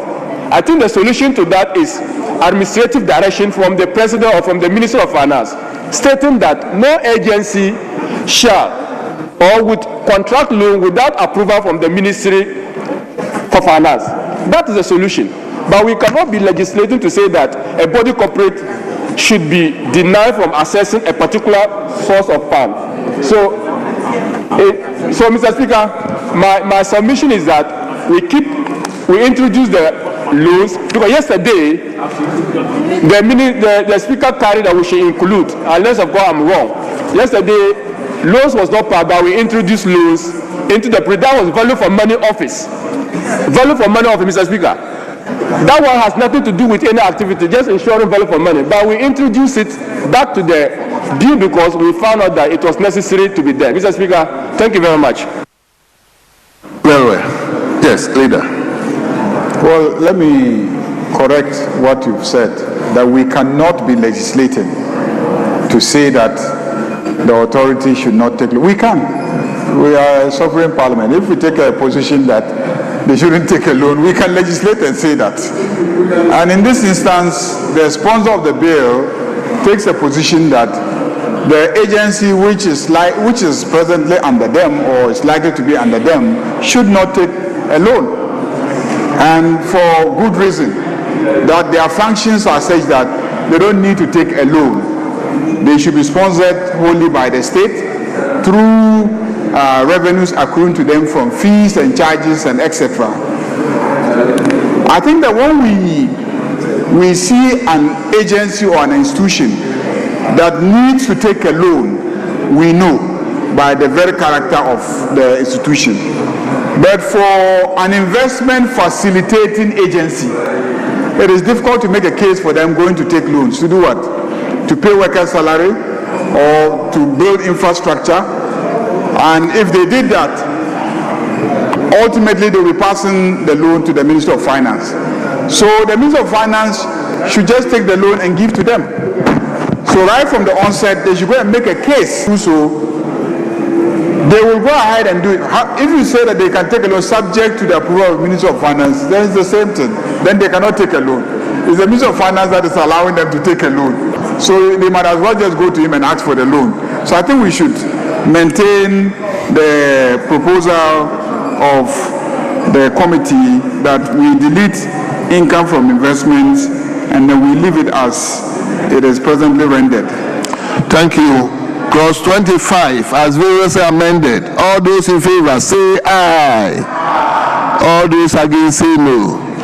Honourable members, the ayes have it. Clause 25 as variously amended is ordered to stand part of the bill. Clause 26. Bank accounts of the authority. Honourable Speaker, 26, no proposed amendment to that. Honorable members, there's no proposed amendment to clause 26. All those in favor that clause 26 stands part of the bill say aye. All those against say no. Honorable members, the ayes have it. Clause 26 is ordered to stand part of the bill. Clause 27. Expenses of the authority. Chairman. Honorable Speaker, 27, we have 3 proposed amendments. The first one, amendment proposed, the opening phrase, line 2, after generate, delete sufficient, so that the rendition will read, the authority shall, in the performance of the function of the authority under this act or any other enactment, generate funds to meet the expenditure of the authority, including blah, blah, blah. So we're taking out the word sufficient. Very well. Yes, Honorable Kabilo. Yes, we can have further amendment to that. And the further amendment is to delete generate funds to meet the expenditure of the authority. The whole of that phrase should go. So that the new rendition should read, the authority shall, in the performance of this function of the authority under this act or any other enactment, the expenses of the. So, Mr. Speaker, let me come again. I'm proposing that we should delete the whole of generate funds to meet the expenditure of the authority, so that it will read, the authority shall, in the performance of this function, incur the following expenses, and then expenses including A, B, C, D. Mr. Speaker, I say this reference to the previous acts we have passed in this house. The marginal note talks about expenditure. It has not said anything about generating funds. And when it comes to sources of funds, the law has already made provision for sources of funds, including fees and charges. Now, if you are coming to the expenses, you want to talk about expenditure of the board, and you are now imposing a responsibility there again that the authority shall generate funds. In fact, it was sufficient funds, and we are removing the sufficient. I think the previous drafting we have had is so simple. The expenditure of the authority shall include A, B, C, D. Or you can say that the expenses of the authority shall be charged on the funds of the authority. That is how we have been drafting it, Mr. Speaker. And I think that we should go with that angle, because this list here is not even exhaustive. A, B, C, D are not exhaustive of the things that the authority can do. So, Mr. Chairman and Mr. Minister, let's make it simple by saying that the expenses of the authority shall be charged on the funds of the authority, Mr. Speaker, so that it will stay simple as that. Thank you very much, Mr. Speaker. Very well. Honorable members, that's the further proposed amendment. Yes, Honorable. Shaibu. What is wrong with this one? No. Mr. Speaker, I didn't get what the missive. Mr. Speaker, the chairman for the subsidiary legislation, right, is asking for the rationale for that, and I refer him to bills that he has actually led in this house on the expenses of authorities. And I'm saying that none of those included. This, I understand why they should want it to be there, but I'm saying that this list is not even exhaustive. So in the event the expenditure they want to spend on something which is not here, are you going to say it is illegal? So that's not the reason why in the drafting we say that the expenses of the authority shall be charged on the funds of the authority. And you leave it at that. But once you begin to say that they shall generate funds, here you are imposing a responsibility on them which has already been covered under sources of funds. And then you are proposing to say that this is where they should spend the money on again. But for instance, issues about promotion, investment promotion. Mr. Speaker, investment promotion is not stated here. But they can spend on investment promotion. But that is the whole essence of the authority. So that is the point I'm making. Thank you. Yes, Honorable Shaibu. Goods and services is talking about administrative, so you can't say it's goods and services. No. Investment promotion is not, sorry. Speaker, The first leg of his argument is already sorted out. That is why we use the word including. Mr. Speaker, the first leg of his argument, that the list is not exhaustive, is the reason we use the word including. Now, the second leg is that it is clear that the so-called funds that they are supposed to have from consolidated fund is not sufficient. And so we're giving the authority the power to generate funds, except if you want to tell us that the authority should not or cannot generate funds. But they can generate funds. And this particular clause is giving them that authority to generate funds. And it goes to state some of the things that it can use. And that's where the including comes in. So, Mr. Speaker, I think this is a good clause, and I will encourage my brother. I appreciate the fact that he's made that comparison about expenses of the authority. But we are going a step further to give them the authority to generate funds. The budgetary allocation has never been enough for most of these things. So those who can generate funds, let's encourage them to do that. And that's why this one should stay.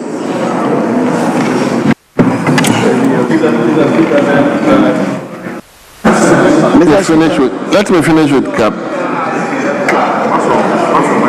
Mr.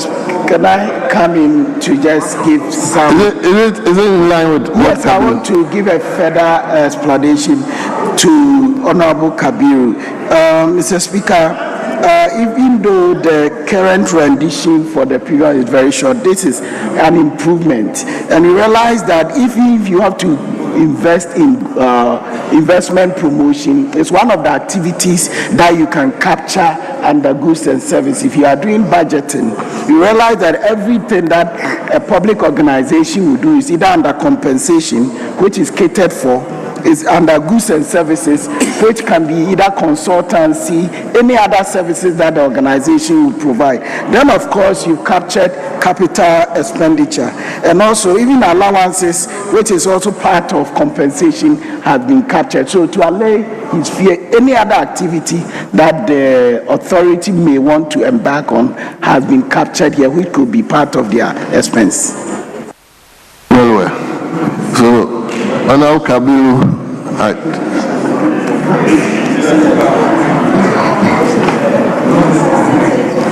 yes.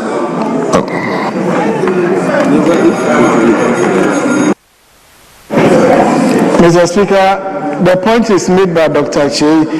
So persuade Honorable Kabiru to abandon his proposed amendment and make progress. But by the end of the day, we have goods and services, capital expenditure, and they will generate this revenue for compensation and other expenditures. So please, everything is covered here. So abandon your proposal so that we can make progress.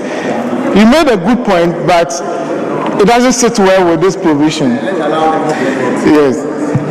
Honorable members, you know, whilst we are presiding, normally we are also advised by the clerks.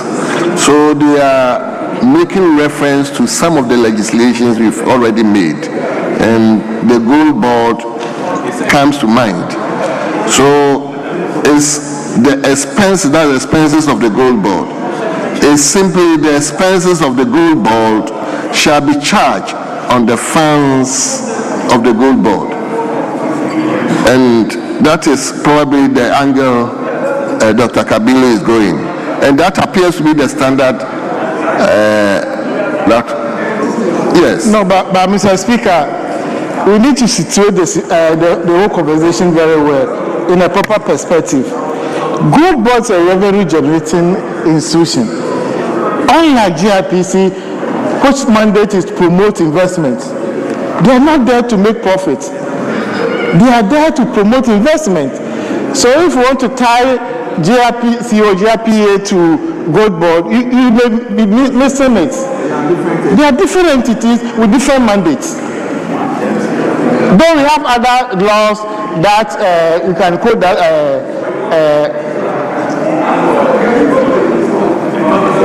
You can quote that session or whatever, but they're different institutions with different mandates. Very well. Mr. Speaker. Chairman. Mr. Speaker. If there are different institutions, Mr. Speaker, the sponsors of the bill, we don't have a problem taking the rendition that you just quoted. They serve the same purpose. As Honorable Shaibu stated, if we say including A, B, C, D, it cures that possibility that there will be some other expenses. But if we want to go by what you have said, that the expenses shall be charged to the funds of the authority, I think it is neater. Simple, yes. It is simpler and it is okay. We can adopt that and solve the problem and go. And my in-law wants to support me, so he doesn't need to speak. He's coming to say the same thing, so sit down. But once he's here, for him, I'll give him the floor. You should know that the speaker is my friend, and it's a privilege. Yeah, so I want to support my good brother for consistency's sake. Whether the institutions are the same or not, it's about expenditure, it's about expenses, and it's about spending. So whether they make profit or they don't make profit, we are talking about how they spend the money. And we are saying that in order not to cause any ambiguity, make it very simple and straightforward. And so the expenses be charged on the organization's funds. And so I agree with my good friend, Honorable Kabiru, as well as my in-law, who is also in agreement that we should make the law consistent with what we already have in the system. And so that's my submission. Thank you. Yes. Now the chairman of the committee, if you Thank you very much. Right Honorable Speaker, when you look at the imports of 27, the sense that we get from that particular clause is that they must be able to generate funds and take care of all these expenses. But if the focus is on the expenditure that they are supposed to make, it won't be clearer that they're supposed to generate their own funds to take care of compensation, other allowances, goods and services, and capital expenditure. So this makes it so explicit to the extent that they will have to generate funds to foot all these bills.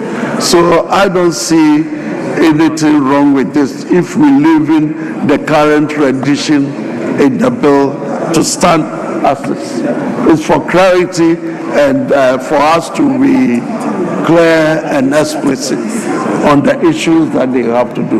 They have to generate their own funds to take care of compensation, goods and services, and all allowances. It's explicit and so clear. Mr. Speaker, did I hear the chairman say they have to generate their own funds to cover compensation and all that? No, that is not it. If you look at their sources of revenue, there is monies approved by Parliament. They generate their own funds and use it. No, that is not the case. Very well. So, Honorable Kabiru, give us the rendition. No, it's not about when you generate respect. But Mr. Speaker, you see, they are also charging fees. They are going to charge fees, and so they will generate some funds through their activities. But it is never so this to generate sufficient funds to that is wrong. So I would want us to go by the new amendment because we have stated earlier all the sources of funding to them. Thank you.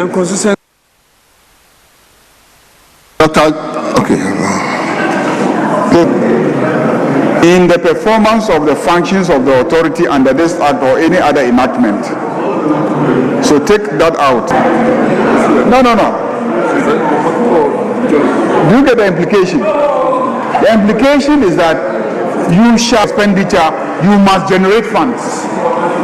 Because it is compulsory, it's mandatory on you to generate funds to deal with your expenditure. That's where my concern is. Is it the intention that the authority should be self-financing? That's how I read it. Should the authority be self-financing? I don't think that's the intention, because the preceding clause makes provision for Parliament. Makes provision for Parliament to make appropriation for the authority. So we can only say the authority may raise funds to meet their expenditure, including the expenditure mentioned in A, B, C, and D. That's my area of concern.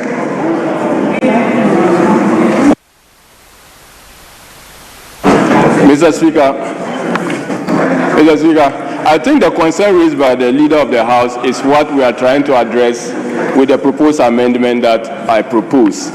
One, it is not within our contemplation that this authority is going to be engaged in investment to generate funds. And that is why in our funding source we did not include investment income. And that's the point I wanted the chairman to understand, that in our funding source there was nowhere we included investment fund. So ab initio, our sources of funding are grants, government allocation, fee and charges. These are our sources of fund for the authority. Now, when you come to the expenditure of the authority, like we have drafted in the past, it is just so simple and make our work easy if we say that the expenditure of the fund shall be, of the authority shall be charged on the funds of the authority. And that is how we have cast this particular amendment all of us, so that we avoid every ambiguity whatsoever. And that's the reason why I was proposing that amendment. And I think that the chairman and the committee would be persuaded. If we try to say that expenditure, goods and services is investment income, it is not. Goods and services are expenditure that are accounted for the accounting year, and it doesn't go to the next accounting year. So, Mr. Speaker, let's make it simple, and then the rendition should read: the expenses of the authority shall be charged on the funds of the authority. Simple. Mr. Speaker, I so move. Very well. So I'll put the question, because it goes with the standard that we've, like I read to the House, that of the Gold Board. And yes, Honorable. Mr. Speaker, I was supporting that, but Honorable Shaibu drew my attention to something. In this provision, there is generation of funds. We also don't want to lose that entirely, because the authority is also empowered to generate some funds. So we can go by what leader proposed, that the authority may, in the performance of the function of the authority, generate funds to meet the expenditure of, rendition like that, so that the power to generate funds is not completely lost. Yeah, thank you. We can do that in 23, Mr. Speaker. Can do that in 23, the sources of funds. 23? Yes, the sources of the funds. You've already gone past 23. Yeah, we've gone past that, but we are looking at generation of funds by the authority. If we don't capture that in 23, and then we are anticipating that, we can't address that in the expenditure side. 23 is about sources of funds. Sorry, Mr. Speaker, 24. 22, sorry. 22. 25. No, it's 25, Mr. Speaker. 25, yes. It's 25. 25 is about sources of funds. We can address the issue about generating revenue or generating income in 23, so that it will contemplate it as part of the funding sources. So fees and charges is different. Fees and charges are different because we are, unless of course we are saying fees, and then we don't need this amendment. If fees and charges, I agree with you, if fees and charges captures it, then we don't need this amendment. We need to leave it as it is. I thought that they were thinking of where the authority, apart from fees and charges, will be doing other income generating activities in a manner to meet their expenses. If that's not the case, then fees and charges captures it, then we don't need the proposed amendment. Thank you. So, Chairman, you said you have 3 separate amendments for 27. Yes, right, Honorable Speaker. The first one, like I said, we were having generate sufficient funds, and we deleted sufficient, and we left the generate funds to read the authority shall in the performance, and from leader is proposing we use May. So, Chairman, why don't we take the example that we read out? I think that one is simpler. Then we don't go by all the three separate amendments you want to read. Once we say the expenses of the authority is charged on the authority, I think it covers everything. Honorable Speaker, can we have that rendition? I don't have that.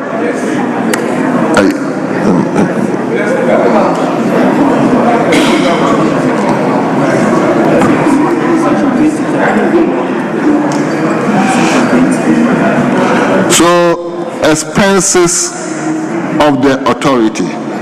So, yes, Leader, can I read and afterwards? No, Mr. Speaker. You see, the proponents have in mind some interest in encouraging the authority to generate funds. They intend that, and they intend to authorize them, when they generate the funds, to use it even for compensation, and then to pay other expenses such as allowances for employees, goods and services, and etc. So the Investment Promotion Authority is trying to transition itself into a service provider. And as a service provider, they will be charging for their services, and they will raise revenue. They want to be allowed, when they generate the revenue, to be allowed to keep the revenue, to take care of their expenses. So what Kabiru is proposing is a mere accounting expression. A mere accounting expression that you shall charge your expenses to your funds, your expenditure to your fund. It's a mere accounting expression. But what we have here is a proposal that the authority should be a service provider, generate revenue, and that when they generate the revenue, they may even use it to pay themselves their salaries. That is why I say the only problem is when you say they shall do it, it means that when they don't succeed in doing it, then they don't even have money to pay their salaries. Yes. Meanwhile, you've already provided that they can also be given money from the national budget by Parliament. So let us make it, permissive that they may, generate revenue, and if they generate, they can use it to defray these expenses that have been mentioned. That, I think, is the intention of... so, Leader, give us the rendition. So the rendition is largely the same along the lines of what the chairman is proposing, which is that the authority may, in the performance of its functions under this act or any other enactment, generate funds to meet the expenditure of the authority. I think that's what the chairman is proposing. So that we leave out the compensation, allowances, goods, services, and just say expenditure of the authority. Is that chairman, is that not what you are proposing? I think that is okay, but like I said, for purposes of clarity, that we put those numbers there. But if the sense of the House is that we should leave the elaborative aspect out of it, we can do that. Dr. Kabilo, you still want to? Yeah, Speaker, maybe this will be the last, probably. I don't say never say that as a last, but first and foremost, if you put it in the manner that he puts it, that means that any expenditure or expenditure coming from the authority should be charged on the funds generated by them. That is the understanding. But compensation, you can pay compensation by way of allocation from the budget. It's not generated by them. It's government approval. You can pay for capital expenditure from government allocation. It's not generated by them. It's government allocation. So the difficulty with that rendition is that you are trying to make them live within funds they are generating, which is not possible for the funds. So that is why I'm saying that even if they generate it, it goes into the fund, because sources of fund in our clause 25 includes what they will generate. So even if you are contemplating the sources of fund by way of investment or whatever, it comes to the sources of funds, which will be part of the pool of money they will be charging the expenditure on. So in whatever way we look at it, it is part of the fund. Whether they are generating or government is locating it, it's part of the funds of the authority. So I think that on the fund, so I think that the rendition that the expenses of the authority should be charged on the funds of the authority should be what we carry. Honourable Member, I think we've taken so much time on this. Let me put the question. Speaker, I think that whilst we are this, the health of members must also be factors. Mr. Speaker, we started around 11, it is 7. No, it's not about putting a question. There's controversy. There are serious matters. Mr. Speaker, the Deputy Finance Minister cannot compel this House by saying that because we are rising tomorrow, Parliament must sit. Mr. Speaker, there are important motions to be taken. We need to go and prepare. So, Mr. Speaker, if we can end on the next clause and then deal with this thing later. He came here, Mr. Speaker, he came here with the value for money bill, kept the entire Parliament to get it done. Then he brings this one too. Without regard to the industry of members, the committee members, then he comes to sit here. That we should stay. It is past 7. Mr. Speaker, we don't have to wait for crisis before we talk about the health of members. I will not support us continuously sitting here because the Deputy Minister, you, Honorable Ampil, you've been a backbencher before. You were complaining those days about your health when they keep you waiting for a long period. We can't continue sitting. I want you to know. What is this? Majority leader. Majority leader. Health first. You know it. Why? Since morning, we've not even had suspended sitting for members to stretch. Mr. Speaker, can you suspend sitting at least for 30 minutes for members to, yes. Former Chief Whip,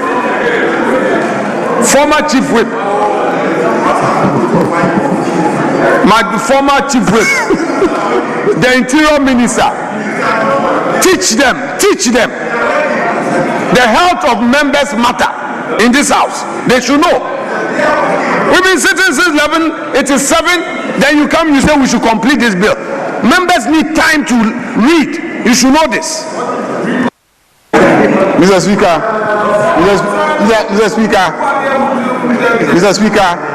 the minority leader has suspended sitting more than 10 times today. He, on his own, has suspended sitting more than 10 times. He's walked out more than 10 times. And then when he comes in, he tries to make noise. The speakers have changed 3 times. We started with the first deputy speaker.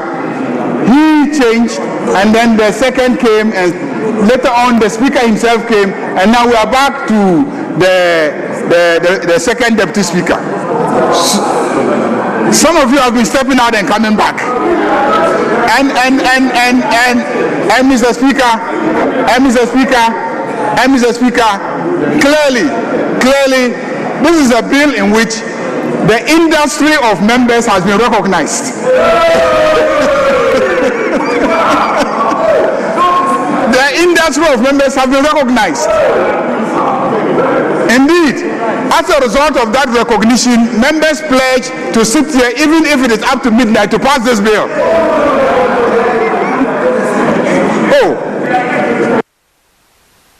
Mr. Speaker, I'm the leader.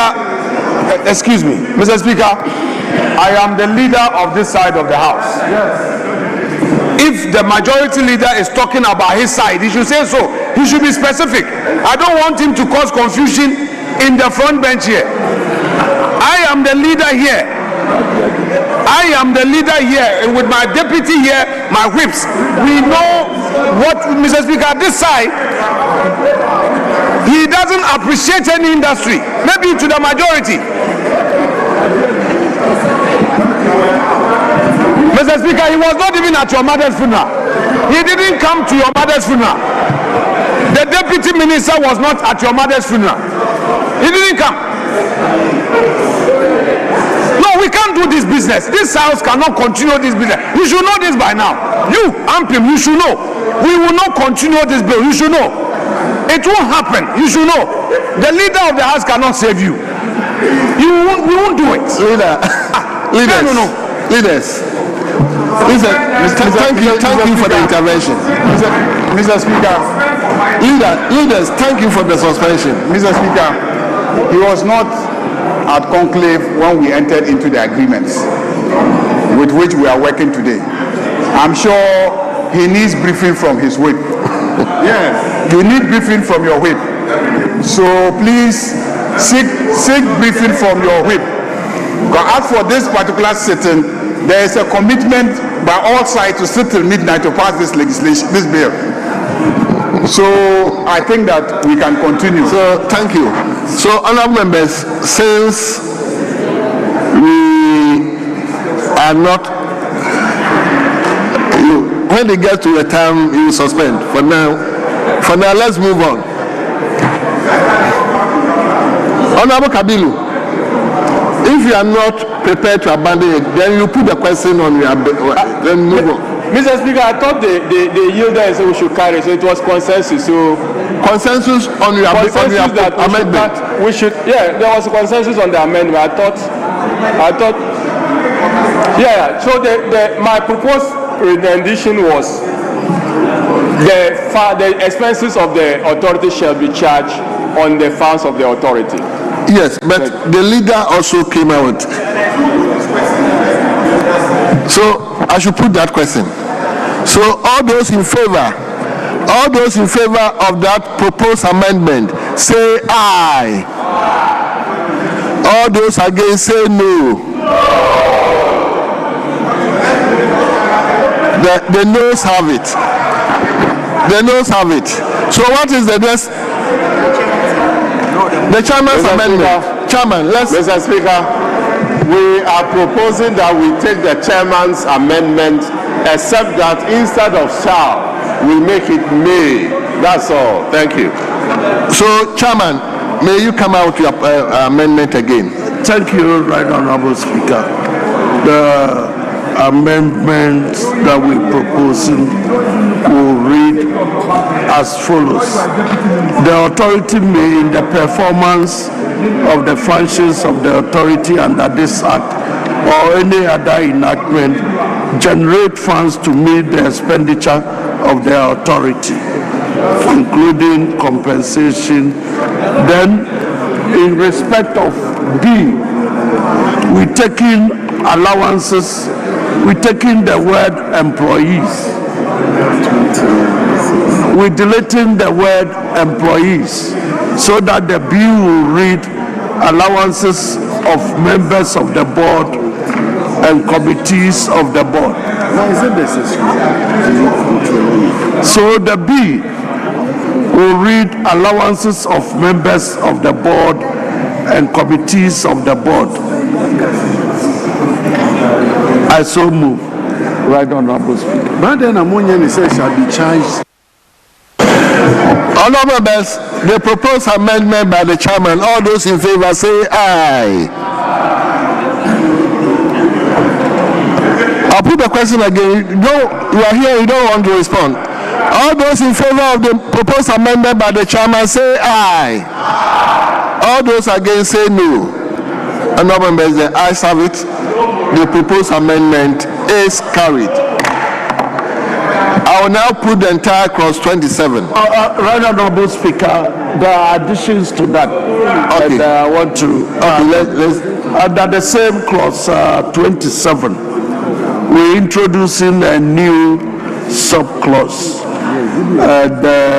As captured, page 14 of the other paper, the last bit of it. And I read, where after having defrayed the outstanding expenses, the authority has an excess amount, the board shall transfer that amount to the consolidated fund unless the Minister for Finance, in consultation with the Minister, approves the retention by the authority of a part or the whole of that excess amount.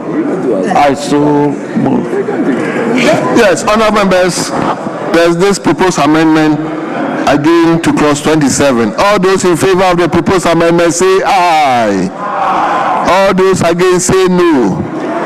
Honorable members, the ayes have it. The proposed amendment is carried.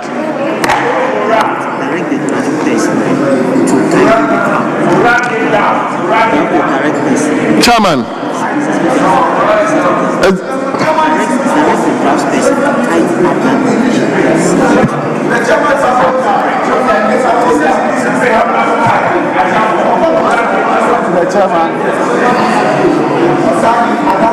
Mr. Speaker, I'm the advisor to the chairman on this table. The chairman needs a break. I so move. So the drafters, please tidy up this amendment so that we.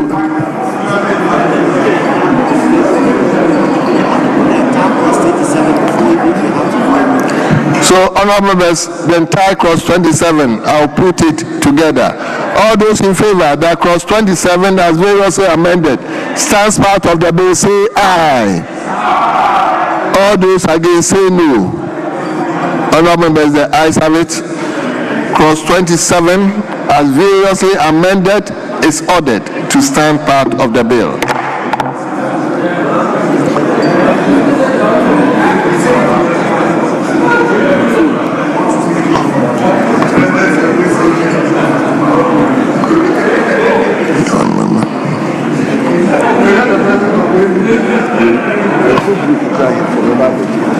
Leadership.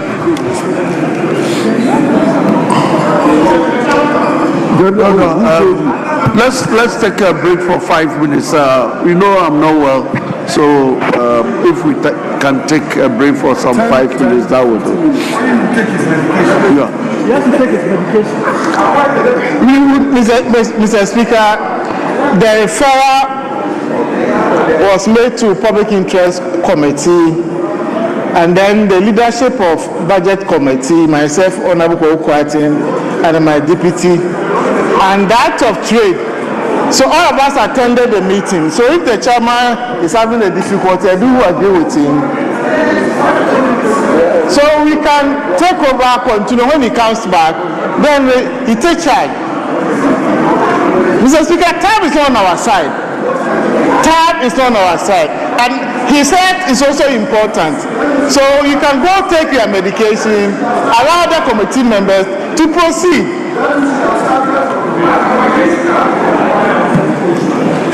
Of the bill. 5-10 minutes is enough just to track up. Please.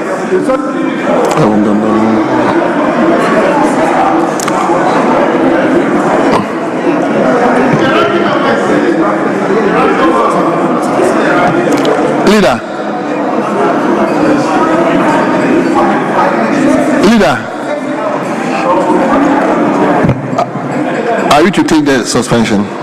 Yeah, a very short suspension. 5 minutes. Honorable members, I indulge me to suspend the House for 10 minutes.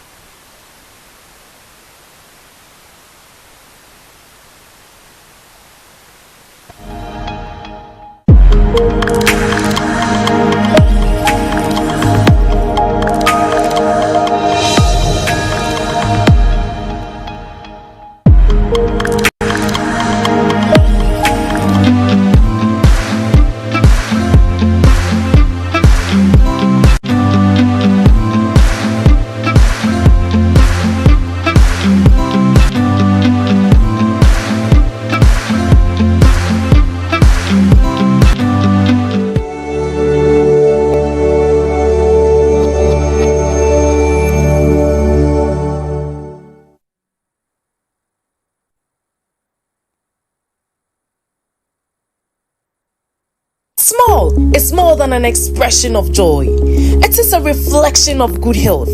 A healthy mouth supports a healthy body, confidence, and